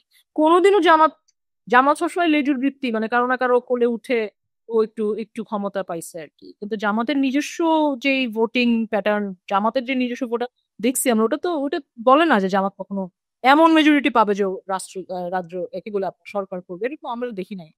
হুম হুম হ্যাঁ I মানে don't- ধরুন, হ্যাঁ ধরুন মানে আপনি আজকে খুব জোর দিয়ে বলতে পারছেন, কিন্তু অ্যাগেন এটা ক্যাডার ভিত্তিক পার্টির, তো আপনিই বলছেন আওয়ামী লীগের দমনের জন্য ওদের যে আওয়ামী লীগের যে ন্যারেটিভ ছিল, সেই কারণে হয়তো এদেরকে দাবিয়ে রাখা এতদিন সম্ভব ছিল। এরা মানে গ্রাউন্ড ওয়ার্ক করে করে নেক্সট 50 বছরে, 50 বছর অনেকটা বেশি বললাম, ধরুন 20 বছরে তারা অনেকটা ক্ষমতা পেয়ে যাবে। আওয়ামী লীগ জামাতকে দমন করছে যেটা বলতেছেন সঞ্জয়, একইভাবে আওয়ামী লীগ জামাতকে জিয়ায়ও রাখছে, কারণ ওই যে অল্টার ইগো, অল্টার ইগোর জন্য। না থাকলে জামাত না থাকলে আওয়ামী লীগ থাকে না আসলে। হ্যাঁ, এবং জামাত ধরেন জামাতকেও সবসময় এবং বিএনপি কেও সবসময় জামাতের সাথে ইকুয়েট করতেছে, ও বলতেছে যে বিএনপি জামাত, বিএনপি জামাত। হ্যাঁ, এটা কিন্তু একটা পলিটিক্স, রেটরিক্যাল পলিটিক্স। হ্যাঁ, ন্যারেটিভের ভিতরে বিএনপি কে সিধায় দেওয়া জামাতের ভিতরে, এটা কিন্তু আওয়ামী লীগ সারা জীবন করে আসছে। এবং আওয়ামী লীগ বলতেছে যে ওরা মুক্তিযুদ্ধ বিরোধী পার্টি। মুক্তিযুদ্ধের বিরোধী বাংলাদেশে সুস্থ মাথার কোনো মানুষ 71 সালে মুক্তিযুদ্ধের বিরোধী ছিল না। যারা ছিল তারা, তাদের অবস্থা কি হয়েছে, মুসলিম লীগ আজকে কোথায় আমরা তো দেখছি। মুসলিম লীগ বলার কোনো পার্টি নাই এই দেশে, তাই না? এত যে ক্ষমতাশালী, এত যে আপনার, মুসলিম লীগ কোথায় গেছে? কারণ সে 71-এর বিরোধিতা করছে। তো সো ওইরকম ভাবে একইভাবে আপনার ওই জামাতের মানে বললাম না আপনাকে আমি, যে গণহত্যাকারী দল ওকে আসলে হজম করে নাই অন্তত আমাদের এই গরিব গরিব বাঙালিরা। ওই গণহত্যাকারীদের পক্ষে জামাত নিয়ে অস্বস্তি কেন আমাদের, আমরা কেন এত জামাত নিয়ে আলাপ করছি? একই রকম অস্বস্তি আওয়ামী লীগ নিয়েও তৈরি হয়েছে। আওয়ামী লীগ অনেক লাফালাফি করতেছে, আওয়ামী লীগের সোশ্যাল মিডিয়া দেখলে বুঝবেন যে ওদের হাহাকারের কোনো শেষ নাই। এই হাহাকারের একটা শেষ না থাকার একটা বড় কারণ হচ্ছে যে একাত্তরের যেই কি বলবো ঠিকাদারি। হ্যাঁ, 71 আমার, এই ঠিকাদারি আওয়ামী লীগের হাতে এতদিন ছিল। 71-এর ঠিকাদারিটা ওরা যে আর করতে পারবে না, এটা হতে বড় না বুঝে গেছেন। এবং কনস্ট্যান্টলি দেখবেন যে এই 71 চলে যাচ্ছে রে, 71 ভেসে যাচ্ছে রে, 71 ধ্বংস হয়ে গেল, এই যে একটা পুনরুৎপাদন চলতেছে আওয়ামী লীগের দ্বারা, তাই না? এগুলা এটা তো আসলে, এটা তো আমরা বুঝতে পারছি যে আওয়ামী লীগের যেরকম জামাতকে বুকের মধ্যে নিয়ে পলিটিক্স করতে হবে, জামাতের এরকম আওয়ামী লীগের বুকের মধ্যে নিয়ে পলিটিক্সটা করতে হবে, বিকজ তারা দুইজনই তারা গণহত্যাকারী বা গণহত্যা সাপোর্ট দেওয়া। তো we have to take this very seriously at this point. যেই পার্টি ক্ষমতায় আসুক না কেন, সেটা বিএনপি হোক, যেই হোক, স্বতন্ত্র হোক, আই ডোন্ট নো, কিন্তু এই এই গণহত্যা, we have to take this very seriously in the তুমি মুক্তিযুদ্ধের কথা অনেকবার বললে, তো একটা জিনিস আমি জিজ্ঞেস করতে পারি যে মুক্তিযুদ্ধে বিভিন্ন পার্টি, মানে আমরা যদি এখানে আওয়ামী লীগের ব্যাপারটা আমরা বুঝলাম যে ওদের ক্যাপচারিং টেন্ডেন্সি ছিল because of Mujibur and so on, BNP এবং জামাতের পজিশন নিয়ে আমরা সত্যিই খুব কনফিউজড।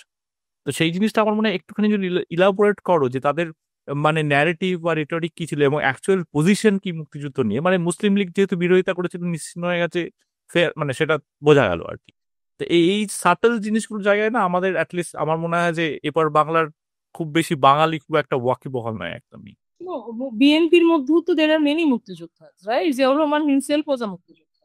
রাইট, হ্যাঁ হ্যাঁ। তো মুক্তিযোদ্ধাদের পার্টি শুধু আওয়ামী লীগ, এটা ভ্রান্ত ধারণা।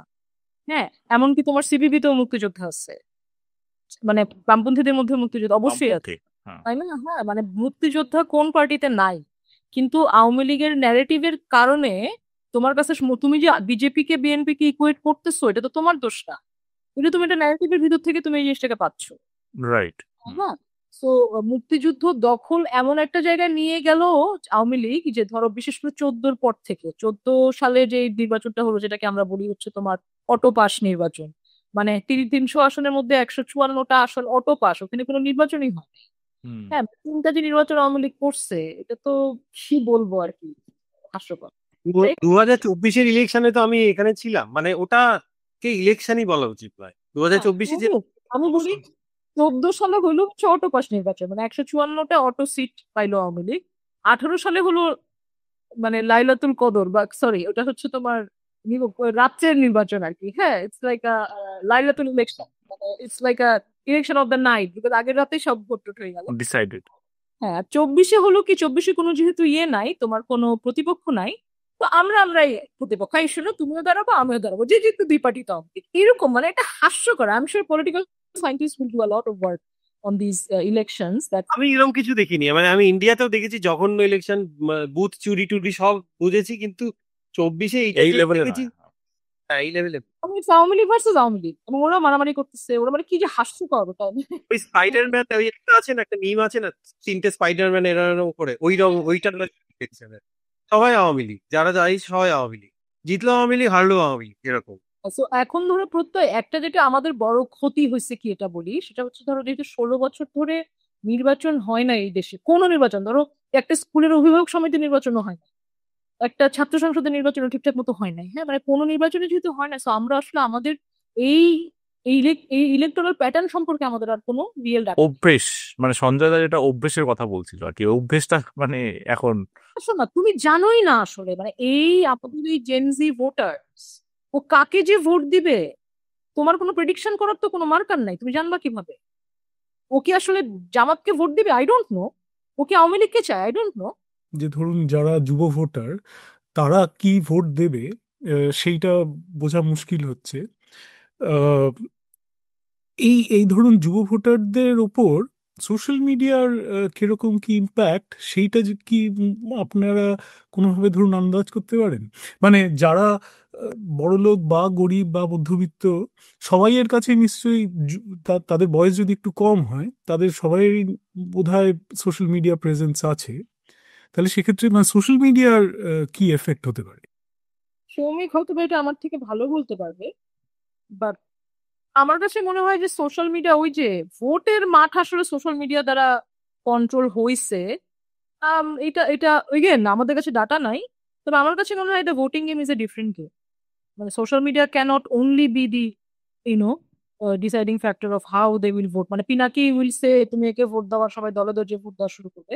I doubt that will happen. মানে দের আর সো মেনি। ইন্ডিয়ায় যদিও মানে হোয়াটসঅ্যাপ ইউনিভার্সিটি টার্মটা ওইখান থেকেই এসছে, যে মানে অল্টারনেটিভ সবকিছুই সোশ্যাল মিডিয়ায় পাওয়া যাচ্ছে। অ্যাকচুয়ালি যাদের ধরুন অভ্যাসটা নেই, ওই আমি আবার গণতন্ত্রের অভ্যাসের কথাতেই ফিরছি, যাদের অভ্যাসটা নেই তারা তো they will cling on to something, right? এবং সেই ক্ষেত্রে আহ, ধরুন ফান্ডামেন্টালিজমের একটা স্পেস হয়তো তৈরি হয়ে যাবে, যেটা 20 বছর ভাবছি জামাতের ক্ষেত্রে সেটা হয়তো 5 বছরে হয়ে যেতে পারে। আমি জাস্ট সেইং, মানে এটা এটা সেই ভয়টা কিন্তু এই যায়। হতে তো পারে, বুঝছেন না, এখন তো আসলে politics is a game of opposing forces. এখন এইটাতে কে জিতবে, এখন আমি আপনি বসে আসলে এই হিসাব মিলাতে পারবো না। তবে ওই যে যার যার জায়গা থেকে আওয়াজটা ধরে রাখাটাই জরুরি, যেটা আমরা চেষ্টা করতেছি আমাদের জায়গা থেকে। আমাদের ছাত্ররা যারা গণ অভ্যুত্থানের পার্টিসিপেট করছে, তারা তাদের জায়গা থেকে আলাপগুলো চালাই যাচ্ছে। The good thing is that we can talk. মানে আমি যে প্রত্যয়ের সাথে এখন বসে বসে আপনাদের সাথে এত আওয়াজ দিয়ে কথা বলতেছি, এটা হতে 2 বছর আগে আমি পারতাম না, এত ফ্রিলি বলতে পারতাম না, এবং সরকারকে গাল দিচ্ছি বা ধরেন এটা ওটা বলছি, এটা বলতে পারতাম। তো অন্তত এইটুকু স্পেস আমরা তৈরি করছি, এবং এই আওয়াজটা যতদিন ধরে রাখা যায় ততদিন হয়তো স্পেসটাকে আমরা ধরে রাখতে পারবো। বাট 20 বছর পরে কি হবে, এবং Pinaki also Pinaki also needs his space, তো আমরা ওটাও যেন পাই, এটা আমরা নিশ্চিত করতে চাই। বাট আমরাও যেন সেই স্পেসটা পাই, সেটাও ধরে রাখার ব্যাপারটা জরুরি আসলে। বাট মৌলবাদী টার্নের ক্ষেত্রে আমি অ্যাজ আই সেড, আমি আসলে এটা আমার রিডিং এ আমি এটা মনে করি না যে ইটস আ পসিবিলিটি। মানে ওই যে এগেন এইটা আমার ইতিহাস আমাকে শিখাইছে যে 500 বছরে যে ঘটনা ঘটে নাই, সেটা 20 বছরে ইলিয়াস আর পিনাকি মতো দুটা ক্যারেক্টার দ্বারা আসলে সম্ভব। এবং এবং আপনি যে এটা এত জোর গলায় বলছেন, এটা যে কতটা ভরসার জায়গা, মানে সেইটা মানে এটা খুব ভরসা পাচ্ছি আর কি। এই কথাটা যে আপনি এত জোর গলায় বলছেন তাতে মানে সেটা শুনে খুব ভালো লাগছে যে এরকম হবে না। এবং তারপর তো সৌমিক সৌমিক তো আসলে আমার আমার আমার থেকে হয়তো বেটার, ও অন্যরকম একটা অ্যাডভান্টেজ থেকে দেখে। সৌমিক, তোমার কি মনে হয় বাংলাদেশ খুব একদম মানে মৌলবাদী হয়ে যাবে? তোমার হোয়াট ইউ সে? আমার কাছে কি হবে তো জানি না, বাট এই মুহূর্তে দাঁড়িয়ে আমি যেটা শুরুতেই বললাম, যে এই যে বলছে না যে গেল গেল রব আর কি, সেটা হয়নি, সেটা ফালতু কথা একটা। এবং এই মুহূর্তে হরাইজনে নেই আমার মনে হয়। কিন্তু তাই বলে এই যে ডেঞ্জারটা এক্সিস্টই করে না আমি এটা বলবো, কারণ মানে ফর এক্সাম্পল আরএসএস তৈরি হয়েছে 1925-এ। হ্যাঁ, বিজেপি তৈরি হয়েছে 1980-তে। হ্যাঁ, এবং বিজেপি প্রথম দুটো মানে সিট। পাওয়ার হ্যাঁ একটু দেখতে পেলো ওই 1990 ওই সময়, তারপরে তাই ধুম করে উঠে গেল, রাইট? তো মানে কি হতে পারে আমি জানি না এই মুহূর্তে, দ্য ওয়ে থিংস আর, আমার মনে হয় জামাতে সেই মাস বেস নেই আর কি। ঠিক আছে, এবং মানে আরএসএস বিজেপিও যদি দেখি যে না, সেখানে তো খালি মানুষ কি ভাবছে ওটা তো আর একটা জিনিস না, সেখানে ক্যাপিটালের ফ্লো দেখতে হবে, আমাকে ক্লাস কনফিগারেশন গুলো দেখতে হবে, এগুলো দেখতে হবে। তবে যেটা আমি বলছিলাম, আমি একটা জিনিস অ্যাড করতে চাই, মানে কাইন্ড অফ সিমিলার পয়েন্ট, সেটা হলো যে এই যে অভ্যেসের কথা সঞ্জয় যেটা বললে বারবার, ডেমোক্রেটিক কালচারটা নেই, অ্যাকচুয়ালি নেই, ইন্ডিয়াতেও নেই, বাংলাদেশে আমার মনে হয় আরোই নেই। মানে এটা খুব বড় কথা যে ইন্ডিয়ার থেকেও খারাপ ডেমোক্রেটিক কালচার কোনো দেশে এই মুহূর্তে হতে পারে, মানে এটা বলাটা একটা খুব বড় ক্লেম। বাট বাংলাদেশে আমি যেটা দেখেছি আমার নিজের এক্সপিরিয়েন্সে, সেটা হলো যে এই জিনিসটা না খুব অদ্ভুত, এটা ইন্ডিয়াতে আমি দেখিনি। সেটা হলো যে সরকার বদলালো, দিয়ে একদম সরকার থেকে শুরু করে একদম মানে সমাজের লাস্ট লেভেল অব্দি সবকিছু বদলে গেল। মানে তার মানে কি, যে কোনো প্রসিজিওর ছিল না টু বিগিন উইথ, যে একদম একটা নিরপেক্ষ প্রসেস হবে, এই প্রসেস দিয়ে সবার সিলেকশন হবে, চাকরি বাকরি যা হোক, এইটা নেই আর কি, এটা এখনো নেই। এবং সেটা যেটা হয়েছিল যে আওয়ামী লীগ পন্থীরা সব বেরিয়ে গেল এবং অন্যান্য পন্থীরা এসে এই সুযোগে ঢুকে পড়ল, তাই। এবং এখনো এটাই হচ্ছে যে এই আমি চিনি অমুককে, সে তমুককে চেনে, তমুককে চেনে, তমুককে চেনে, এই করে করে গোটাটা ভরে যাচ্ছে। আমি যেখানে চাকরি করি সেখানেও তাই হচ্ছে। একদম ঠিক আছে? সেটা আমার বলতে কোনো বাধা নেই। এবং জাস্ট হ্যাঁ সঞ্জয় বলো, সরি। না, জাস্ট ওই একটা কথা মাঝখানে অ্যাড করব, আরেকটা দেশের নাম, সেটা হলো পাকিস্তান। পাকিস্তানের অবস্থা ইন্ডিয়া বা বাংলাদেশের থেকে আরো অনেক বেশি খারাপ। আমার এখানে পাকিস্তানি যেসব কলিগরা আছেন তাদের থেকে শুনি, এবং তারা মানে প্রচুর হাউতাশ করেন আর কি, যে তাদের ডেমোক্রেসি বলতে আমরা তো মানে আমি সার্টেনলি বলবো যে মানে আমার প্রচন্ডভাবে মনে হয় যে আমি একটা ডেমোক্রেটিক স্পেসে বড় হয়েছি। নাহলে সেই যে চিন্তা ভাবনা এখন করতে পারি সেগুলো করতেই পারতাম। পাকিস্তানে ওরা করতেই মানে কথা মুখ খুলতেই পারে না। ডেমোক্রেসি কি, মানে এই জিনিসটা আমাদের না, মানে আমরা আমার মনে হয় যেটা আমাদের প্রবলেম হয় না, যে মানে we put all our eggs in one basket, সেটা হলো ইলেকশন। ইলেকটোরাল ডেমোক্রেসি, হ্যাঁ হ্যাঁ। এইটা just electoral democracy almost irrelevant হয়ে গেছে এখন আমার মনে হয়। মানে ইন দ্য সেন্স যে রাইট উইং ক্ষমতায় এলে মানে মানে জাত অবস্থা করে দেবে, কিন্তু হ্যাঁ, হ্যাঁ। সংস্কার করতে গেলে যে আমার পার্টিটাকে জিততে হবে ইলেকশনে, তবে গিয়ে সংস্কার হবে, এটা ফালতু Right. ধারণা আমার। হ্যাঁ হ্যাঁ, ডেমোক্রেট কালচারটা আমার আমার থেকে শুরু হতে হবে, আমার পাশ থেকে। আমি একটা এক্সাম্পল, একেবারেই। হুম, হুম। আমি কেন এত বড় কথা বলছি যে মানে ইন্ডিয়ার মানে ডেমোক্রেটিক কালচার নিয়ে, আমাদের ইউনিভার্সিটিতে আমরা বেশ গত 6 মাস ধরে চেষ্টা করছি একটা চাইল্ড কেয়ার সেন্টার তৈরি করার, পারিনি করতে। ঠিক আছে, পারিনি। চাইল্ড কেয়ার সেন্টার মানে that is the most basic আর কি, যে আমি একটা ইনফ্যান্ট বাচ্চা নিয়ে কেউ যদি পড়াতে আসে বা কোনো স্টাফ আসে, তাকে it is an inhuman experience তার জন্য, যে বাচ্চা নিয়ে কোনো রকম সে দুশ্চিন্তায় আছে, সে কোথাও রেখে এলো, বা এরকম হচ্ছে ক্লাসে এরকম 9 মাসের বাচ্চা নিয়ে পড়াতে এসেছে, তাই তো এটা তো কোনো কথা হলো। এবারে ব্যাপার হলো যে যেই মানুষরা এইটা হতে দিচ্ছে না চাইল্ড কেয়ার সেন্টারটা, তারাই বড় বড় বাতেলা দিচ্ছে এই অভ্যুত্থান, এই জুলাইয়ের স্পিরিট, এই আমাদের ডেমোক্রেসি করতে হবে, হ্যান ত্যান এটা। অথচ বাচ্চা সামলাবে কে? মহিলারা। এবং তারা কি সামলাবে কে? তাদের জন্য সেই সেই জায়গাও দেয়নি মহিলারা, এটা একান্ত মহিলাদের জায়গা যে তারা বাচ্চা সামলাবে, এবং তাদের জন্য একটা ডে কেয়ার সেন্টার পর্যন্তও নেই আমাদের, তাই। এই হলো অবস্থা ডেমোক্রেসি। এই লোকগুলোই বড় বড় বাতেলা দিচ্ছে যে হ্যাঁ আমরা হ্যান করেঙ্গা ত্যান করেঙ্গা, এই হচ্ছে আর। ঠিক আছে, তো মানে ডেমোক্রেসি এটা টু বিগিন হ্যাঁ। অ্যাট, হুম হুম। শীতে কি আমি ওপরে আমার গণভবনে কে বুঝবে, এইটা তো কথা হলো।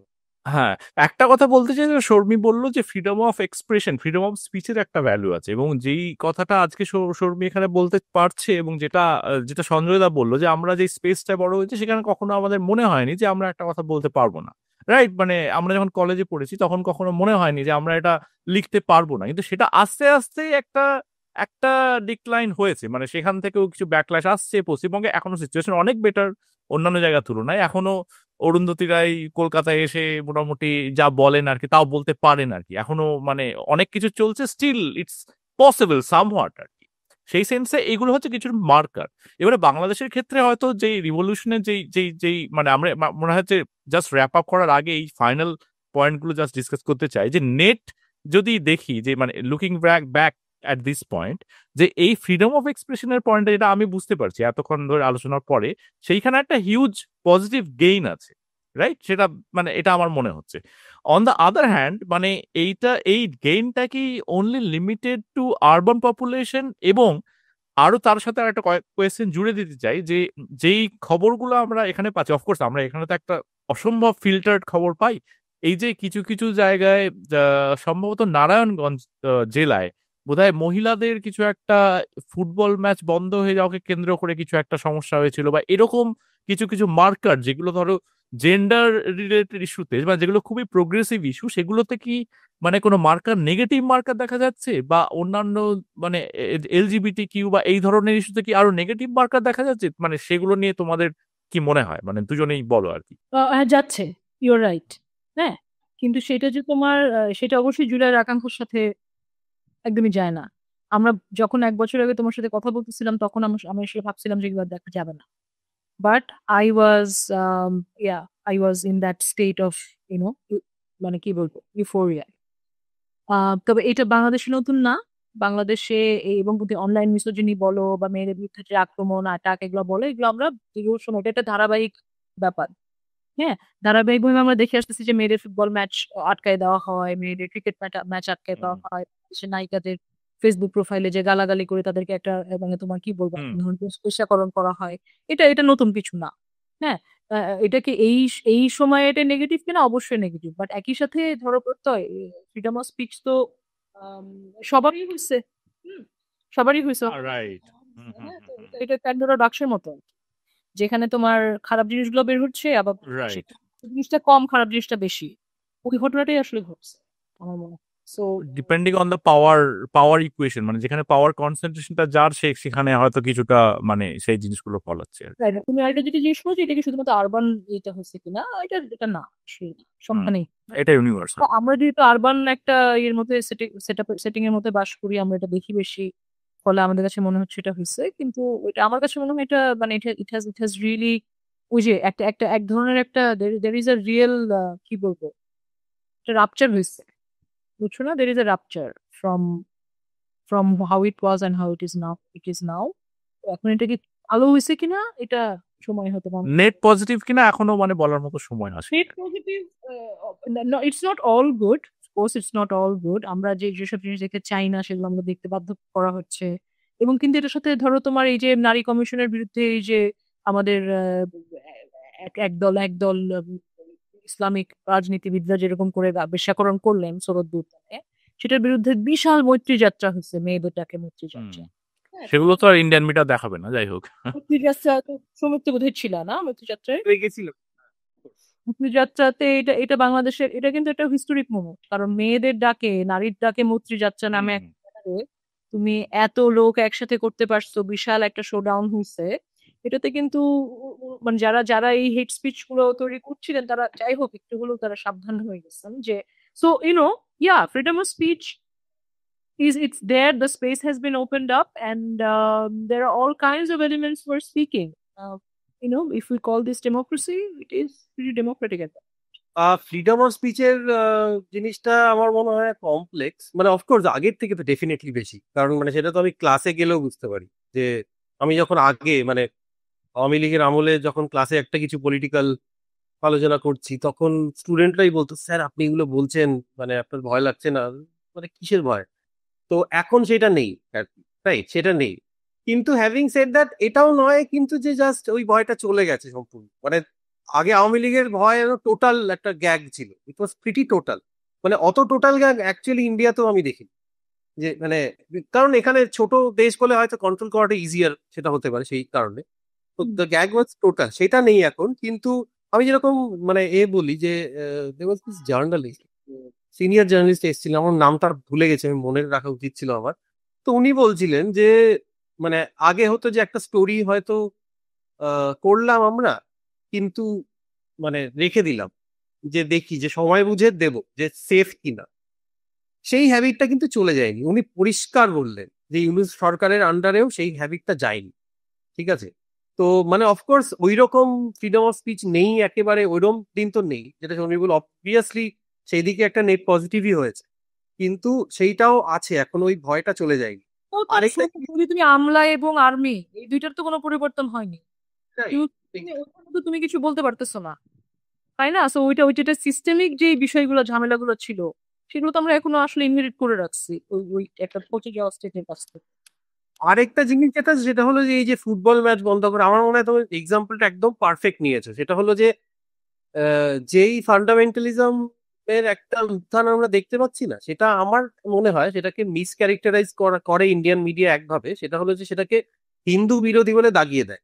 ঠিক আছে, মানে নট টেকিং অ্যাওয়ে যে হিন্দুদের প্রবলেম হয় না বাংলাদেশে, সেটা কিন্তু নয়। ঠিক আছে, কিন্তু সেটা গত বছর জুলাইয়ের পর শুরু হয়েছে, সেটা না, আগেও ছিল, রাইট? সেটা নয়।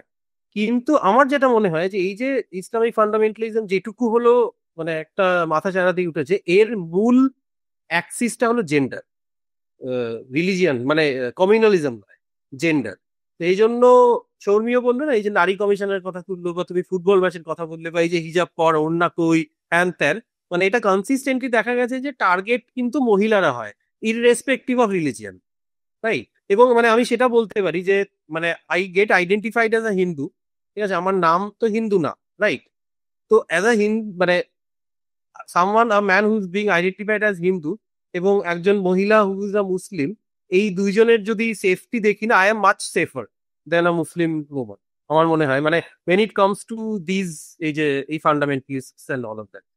আরেকটা কথা আমি বলতে চাই, সেটা হলো যে মানে এই নারী কমিশনের পয়েন্টেই বলি, ওই মৈত্রী যাত্রায় তো আমিও গিয়েছিলাম।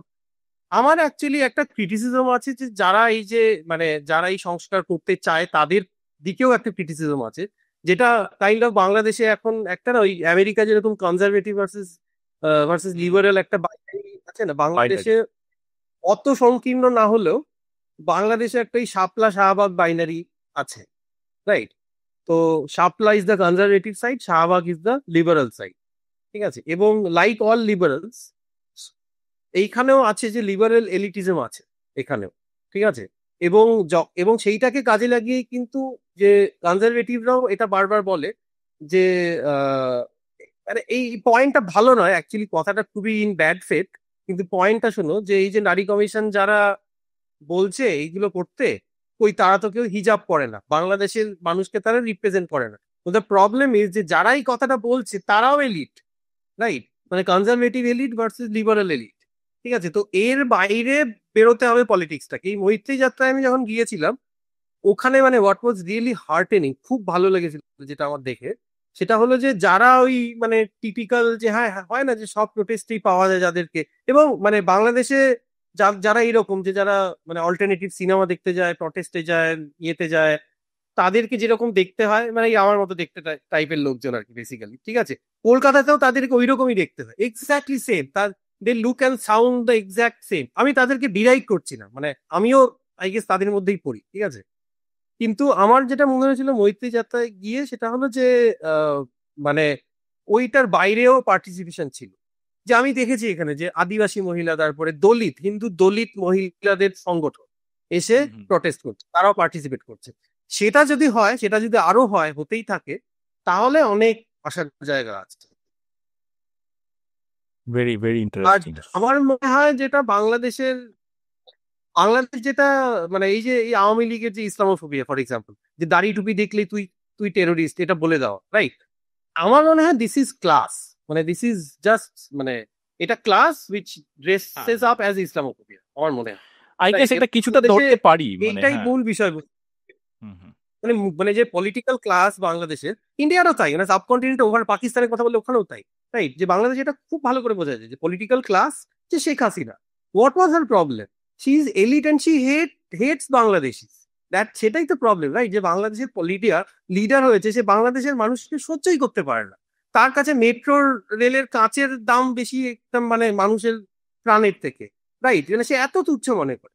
তো এইটা ভাঙতে হবে আমার। এবং কিছুটা তো আরেকটা হ্যাঁ last হ্যাঁ। ব্যাপার বলবো, সেটা হলো যে মানে আমি যেটা দেখতে চাই, এবার সেটা কিভাবে হবে, কে করবে, কিভাবে আমি কিছু করতে পারবো কিনা, সবই কিছু করতে পারবে কিনা, সেটা আমি জানি না। সেটা হলো যে there has to be a political left, এবং কারেন্টলি যে লেফট আছে that is just not good enough. মানে এটা ব্লেম করা নয়, মানে জাস্ট বলছি আর কি। ওরা এত যে ওই ধরনের ব্যাকুল হয়ে গেছে শ্রমিক, এটাই হচ্ছে, এটা আমি তোকে বলতেছিলাম তাই না, যে ধরো আওয়ামী লীগ ওই জায়গায়, Awami League was not left by any means, but হ্যাঁ অ্যাটলিস্ট কাউকাটা ধরে রাখার একটা একটা ফাসাদ তো সে রাখছিল। হ্যাঁ, না, কিন্তু আমি যখন লেফট বলছি আই ডোন্ট মিন লিবারালস, এটা I need to be clear. absolutely, I get it. Left আর লিবারাল এক নয়, লিবারালরা লেফটদের শত্রু হয়, আমি মনে করি সেটা। ঠিক আছে, হ্যাঁ, তো মানে এরকম দেখুন এখন যে আমরা আমরা ধরো একরকম আশা করছিলাম যে আমাদের এই গণ অভ্যুত্থানের যেই দলগুলো হবে বা যেই দলটা আসবে, তারা হয়তো বা ওই স্পেসটা আমাদেরকে, ওই স্পেসটা ভরতে তারা সহায়তা করবে, বামের বামের যে লেফট ওই জায়গাটা, একটা সামাজিক ইসে তৈরি, জাস্টিসের জায়গাটা তারা করবে। বাট আমরা অত্যন্ত হতাশ আর কি ওটাই প্রদর্শনী, ওরা যে জামাতের সাথে ওরা একসাথে হয়ে তারা যা যা করতেছে গত 1 বছরে আমরা যা যা দেখছি, এটাতে আসার জায়গা আসলে খুবই কম আমার কাছে মনে হয়। So yeah, as you said, as Shomik said, we are waiting for a proper left front. That's also a global crisis, right? মানে গ্লোবাল লেফটেরই এই ক্রাইসিসটা আছে। মানে এটা এখন আমি বেসিক্যালি ব্রিটিশ পলিটিক্সে হয়তো একটা ওই জেরেমি করবিন এবং আই গেস সঞ্জয় দাহার তো ওখানে আছে বলে ইউকেতে বলে বেটার বলতে পারবে, এবং জারা সুলতানা একটা পার্টি করেছে এবং তারা মানে একটা পোলে একটা ভালো রেসপন্স পেয়েছে, ইটস মানে গুড থিং। বা জোরান মামদানিকে যদি বলো যে আমি নিউ ইয়র্কের যে একটা অদ্ভুত একটা রাইজ হয়েছে যেটা কমপ্লিটলি মানে shuttering actually to the establishment. তো এইগুলো দু একটা ইনস্ট্যান্স ছাড়া যে ওভারঅল যে গ্লোবাল লেফটের একটা ক্রাইসিস চলছে, এবং মানে সেইটাও একটা অদ্ভুত, মানে এর সাথে মানে এই ডিসকাশন শুরু করলে আরো 3 ঘন্টা চলে যাবে, কিন্তু এর মধ্যে হয়তো এই মানে এই যে এই যে টেকনিক্যাল মানে তোমার এআই থেকে শুরু করে হাজার জিনিসপত্র ঢুকে যাবে, কেন গ্লোবাল লেফট আরো উইক হয়ে যাচ্ছে, কেন ক্যাপিটালের সাথে রাইট উইং এর বন্ধুত্বটা এত ইজি যেখানে লেফটের ঢোকা প্রবলেম, ইত্যাদি ইত্যাদি। এই লেফটরা যে আহ, জায়গা হারিয়ে ফেলেছে পলিটিক্যাল স্পেস থেকে, তার সাথে সৌমিক আরেকটা যে কথা বললো সেটা হলো এলিটিজম। বেশিরভাগ লেফট ঘেঁষা যারা মানুষ, তারা অ্যাকচুয়ালি গ্রাউন্ডের সাথে খুব একটা অ্যাটাচড, অন্তত আমি যেসব লেফটদের দেখেছি তার মধ্যে খুব কম সংখ্যক লেফটিস্ট অ্যাকচুয়ালি গ্রাউন্ডের সাথে অ্যাটাচড। এই মানে অ্যাকচুয়ালি সেই সংখ্যাটা খুব কম, যারা গ্রাউন্ডের সাথে অ্যাটাচ সেই সংখ্যাটা খুব কম। এবং that I think is a problem of the left through out the world. মানে এটা শুধু পশ্চিমবঙ্গ, এটা শুধু বাংলাদেশ বলে আমার মনে হয় না। এবং তাদের মধ্যে একটা প্রচন্ড ভাবে নাকুচু ব্যাপার আছে। মানে ওই শ্রমিক এইটা বলছিল না না যে এইটা না আমি স্লাইটলি কনফিউজ, জানো তো। মানে এইখানে সৌমিক একটা ডিস্টিংশন করেছে লিবারেল ভার্সেস লেফট। এবারে অনেক লিবারেলকে মানে মেইন স্ট্রিম নিজেদের সুবিধার জন্য লেফট বলে চালায়, মানে নিউ ইয়র্ক টাইমসই চালায় আর কি। মানে নিউ ইয়র্ক টাইমস বলবে Hillary Clinton is a left আর কি, হুইচ ইজ মানে রিডিকুলাস স্টেটমেন্ট। আমেরিকান পলিটিক্সের ডেফিনিশন মানে পাতেই হ্যাঁ, নেওয়া উচিত। আমেরিকানরা হ্যাঁ, কিছু বোঝে না রাজনীতি, মানে ওদের কিন্তু এই জিনিসটা তো এই জিনিস সব ওদের একদম, মানে কিন্তু এই ওরা একটা জিনিসটা লেফট আস্তে বলে, আস্তে, ওটা অ্যাকচুয়ালি রাইট উইং, মানে হিলারি ট্রু, ক্লিন্টন তো রাইট উইং। হ্যাঁ একেবারেই তাই। এবং এই জিনিসটা আস্তে আস্তে being exported like everything else. মানে আমেরিকা তো সবকিছু এক্সপোর্ট করে, কালচার থেকে হলিউড থেকে শুরু করে। এই যে ন্যারেটিভটা এটাও কিন্তু বিং এক্সপোর্টেড আর কি, এবং সেটাও কিন্তু আমরা মানে সঞ্জয় দা যেটা বলছে সেটাও খানিক অনেকটাই ট্রু। হয়তো তুমি যদি আজকে পশ্চিমবঙ্গ সিপিএম এর কথা বলো, আই গেস আমার মনে হয় সেটা ট্রু, কিন্তু সিপিএম এর লোকেরাও আমার আমার মনে হয় যে ক্লিয়ার নয় যে তারা অ্যাকচুয়ালি কি বা লেফট মানে কি। আমার মনে হয় না যে যারা ডিসকানেক্টেড তাদের মধ্যে লেফট বলতে কি তারা সেই জিনিসটা বোঝে বলে। সিপিএম লেফটিস্ট পার্টি নয়, মানে প্লিজ সিপিএম এ সি এবং এম টা কেড়ে নেওয়া উচিত আমার মতে। না মানে এই মুহূর্তে দাঁড়িয়ে it's a confusing thing, but মানে মানে তবে এই জিনিসটা মানে স্বীকার করা উচিত যে যদি পশ্চিমবঙ্গে আজকে মানে 100 বিঘা জমি কারণ না থাকে, সেটা প্রতিদিন সিপিএম এর কন্ট্রিবিউশন আছে, ল্যান্ড ডিস্ট্রিবিউশন, বা যদি তোমার যদি তোমার প্রত্যেকটা শিক্ষক শিক্ষিকা মাইনে পেয়ে থাকে, সরকারি পেরোলে থাকে, সেটাও এই হিউজ পেরোলকে সরকারে নিয়ে যাওয়া, বা এই জিনিসগুলোর পেছনে সিপিএম এর অবদান মানে 2-3টা অবদান তোমার স্বীকার করতেই হবে আর কি। কিন্তু এই মুহূর্তে দাঁড়িয়ে সেটা এটা প্রবলেম। ডিনাই করছি না, হ্যাঁ, মানে সিপিএম যেরকম মানে ভূমি সংস্কার করে ক্ষমতায় এলো, ভূমি সংস্কারের জন্য ক্ষমতা থেকে চলেও গেল। Right right, Right. অ্যাবসলিউটলি। মানে এর একটা গ্লোবাল কনটেক্সট আছে আর কি। সুতরাং মানে ওই ওই ডিটাচমেন্টের ব্যাপারটা মানে আমার মনে হয় যে it's a huge discussion actually, এবং খুব নুয়ান্স একটা মানে পলিটিক্যাল ডিসকাশন হবে, সেটা আমার মনে হয় যে আরেক দিনের জন্য থাক। একটা কথা খুব বলতে ইচ্ছা করছে, যেহেতু ওই বলো, ভালো। ইসলামোফোবিক হ্যাঁ, এলো, এবং মানে আমার মনে হয় এটা বাংলাদেশের জন্য খুব রেলিভেন্ট। সেটা হলো যে এইটা বামপন্থীদের বিরুদ্ধে বরাবর বলা হয়, আমি শিওর না কতটা ঠিক বা ভুল, ঠিক আছে Sharmi, maybe you can tell me. সেটা হলো যে এই যে মানে ইসলামোফোবিয়ার অ্যাঙ্গেলটা, যে মানে দাড়ি টুপি মানে মানে সে বামপন্থী হতে পারবে, আমার মনে হয় এই আইডিয়াটাও না মানে জাস্ট জনগণের কমপ্লিটলি রিডিকুলাস অ্যাকচুয়ালি। হ্যাঁ, হ্যাঁ। বামপন্থী হলে তাকে নাস্তিক হতে হবে, হুম, ঠিক হুম। আছে, কমিউনিস্ট হলে তাকে নাস্তিক হতে হবে, এটা যে কি ফালতু কথা, সে তার না ধর্ম বোঝে না কমিউনিজম। True, true, true. বা একটু মজার ব্যাপার কি সৌমিক, এখন যেটা বাংলাদেশে তুমি দেখো যে অনেক পডকাস্ট টডকাস্ট আসতেছে যেখানে এই বাইনারি গুলোতে কিন্তু অ্যাড্রেস করা হচ্ছে। বা হুম। তোমার ইসলামের Very nice. আজকে গিয়ে তোমার, হ্যাঁ মানে দেখো তোমরা খুঁজলেই পাবে, বা I can open give you links of that. মানে আসলেও যে তোমার ইসলামের যে একটা সাম্যের দিকটা আছে, যেটা আমরা ধরো এই গত 9/11 এর পর থেকে ভুলেই গেছিলাম। ইসলাম মানে হুম, হুম। যে মানে টেরোরিজম বা ইত্যাদি ইত্যাদি, তাই না? ওইটার কিন্তু আবার রিটেলিং একটা ঘটতেছে এবং ঢাকাতেই ঘটতেছে ব্যাপারটা, উইচ ইজ ভেরি ভেরি, কি বলবো, আমার জন্য খুবই আশা জাগা নিয়ে। কারণ ওই ইসলামকেও আসলে একটা অন্ধ একটা গ্রুপের হাতে ছেড়ে দেওয়া লাগিয়ে দেওয়া। হ্যাঁ, হ্যাঁ। বাম বাম বা লেফটিস্ট দিয়ে বসে হুম, হুম। এই দিছি যে লেফট মানে নাস্তিক, মানে এই যে এগুলো তো আসলে আমরা ইনহেরিট করছি না, নানা নানা বর্গ থেকে আমরা ইনহেরিট করছি। রাইট। ওই না, ওই এটাও তো অদ্ভুত আর কি। হ্যাঁ। না, Christian socialism is a thing actually. মানে সেইটা তো মানে কর্নেল লোয়েস থেকে শুরু করে পাওলো ফেরেরি, মানে অনেক এক্সাম্পল আছে অ্যাকচুয়ালি, মানে যেটা যারা অ্যাকচুয়ালি কমিউনিস্ট সব ধর্মে আছে, ইসলামেও আছে, হ্যাঁ, এক্স্যাক্টলি। মানে আমি যেটা বললাম আর কি। আছে, হ্যাঁ, রিচ রিচ হিস্ট্রি আছে, জুইশ এ আছে, হ্যাঁ। সব আছে। পলিটিক্স শুধু ইলেকট্রাল পলিটিক্স নয়, এবং সেটা আমাদের বন্ধু বান্ধব মানে আমার যে সার্কেল, সেই সার্কেলে যখন আমি এই কথাটা বলি, প্রথমত এই রিয়েলাইজেশনটা আমার ব্যক্তিগতভাবে, আমি যেহেতু মানে সায়েন্স পড়েছি আর কি, সেহেতু আমার ব্যক্তিগতভাবে এই অনুভূতিটা হতে আমার অনেক বেশি সময় লেগেছে। তো আমার তো যে এরকম বন্ধু বহু লোক আছে যারা আর্টস পড়েছে এবং এই অনুভূতি তাদের এখনো হয়নি। তো BTS এইটা দারুণ।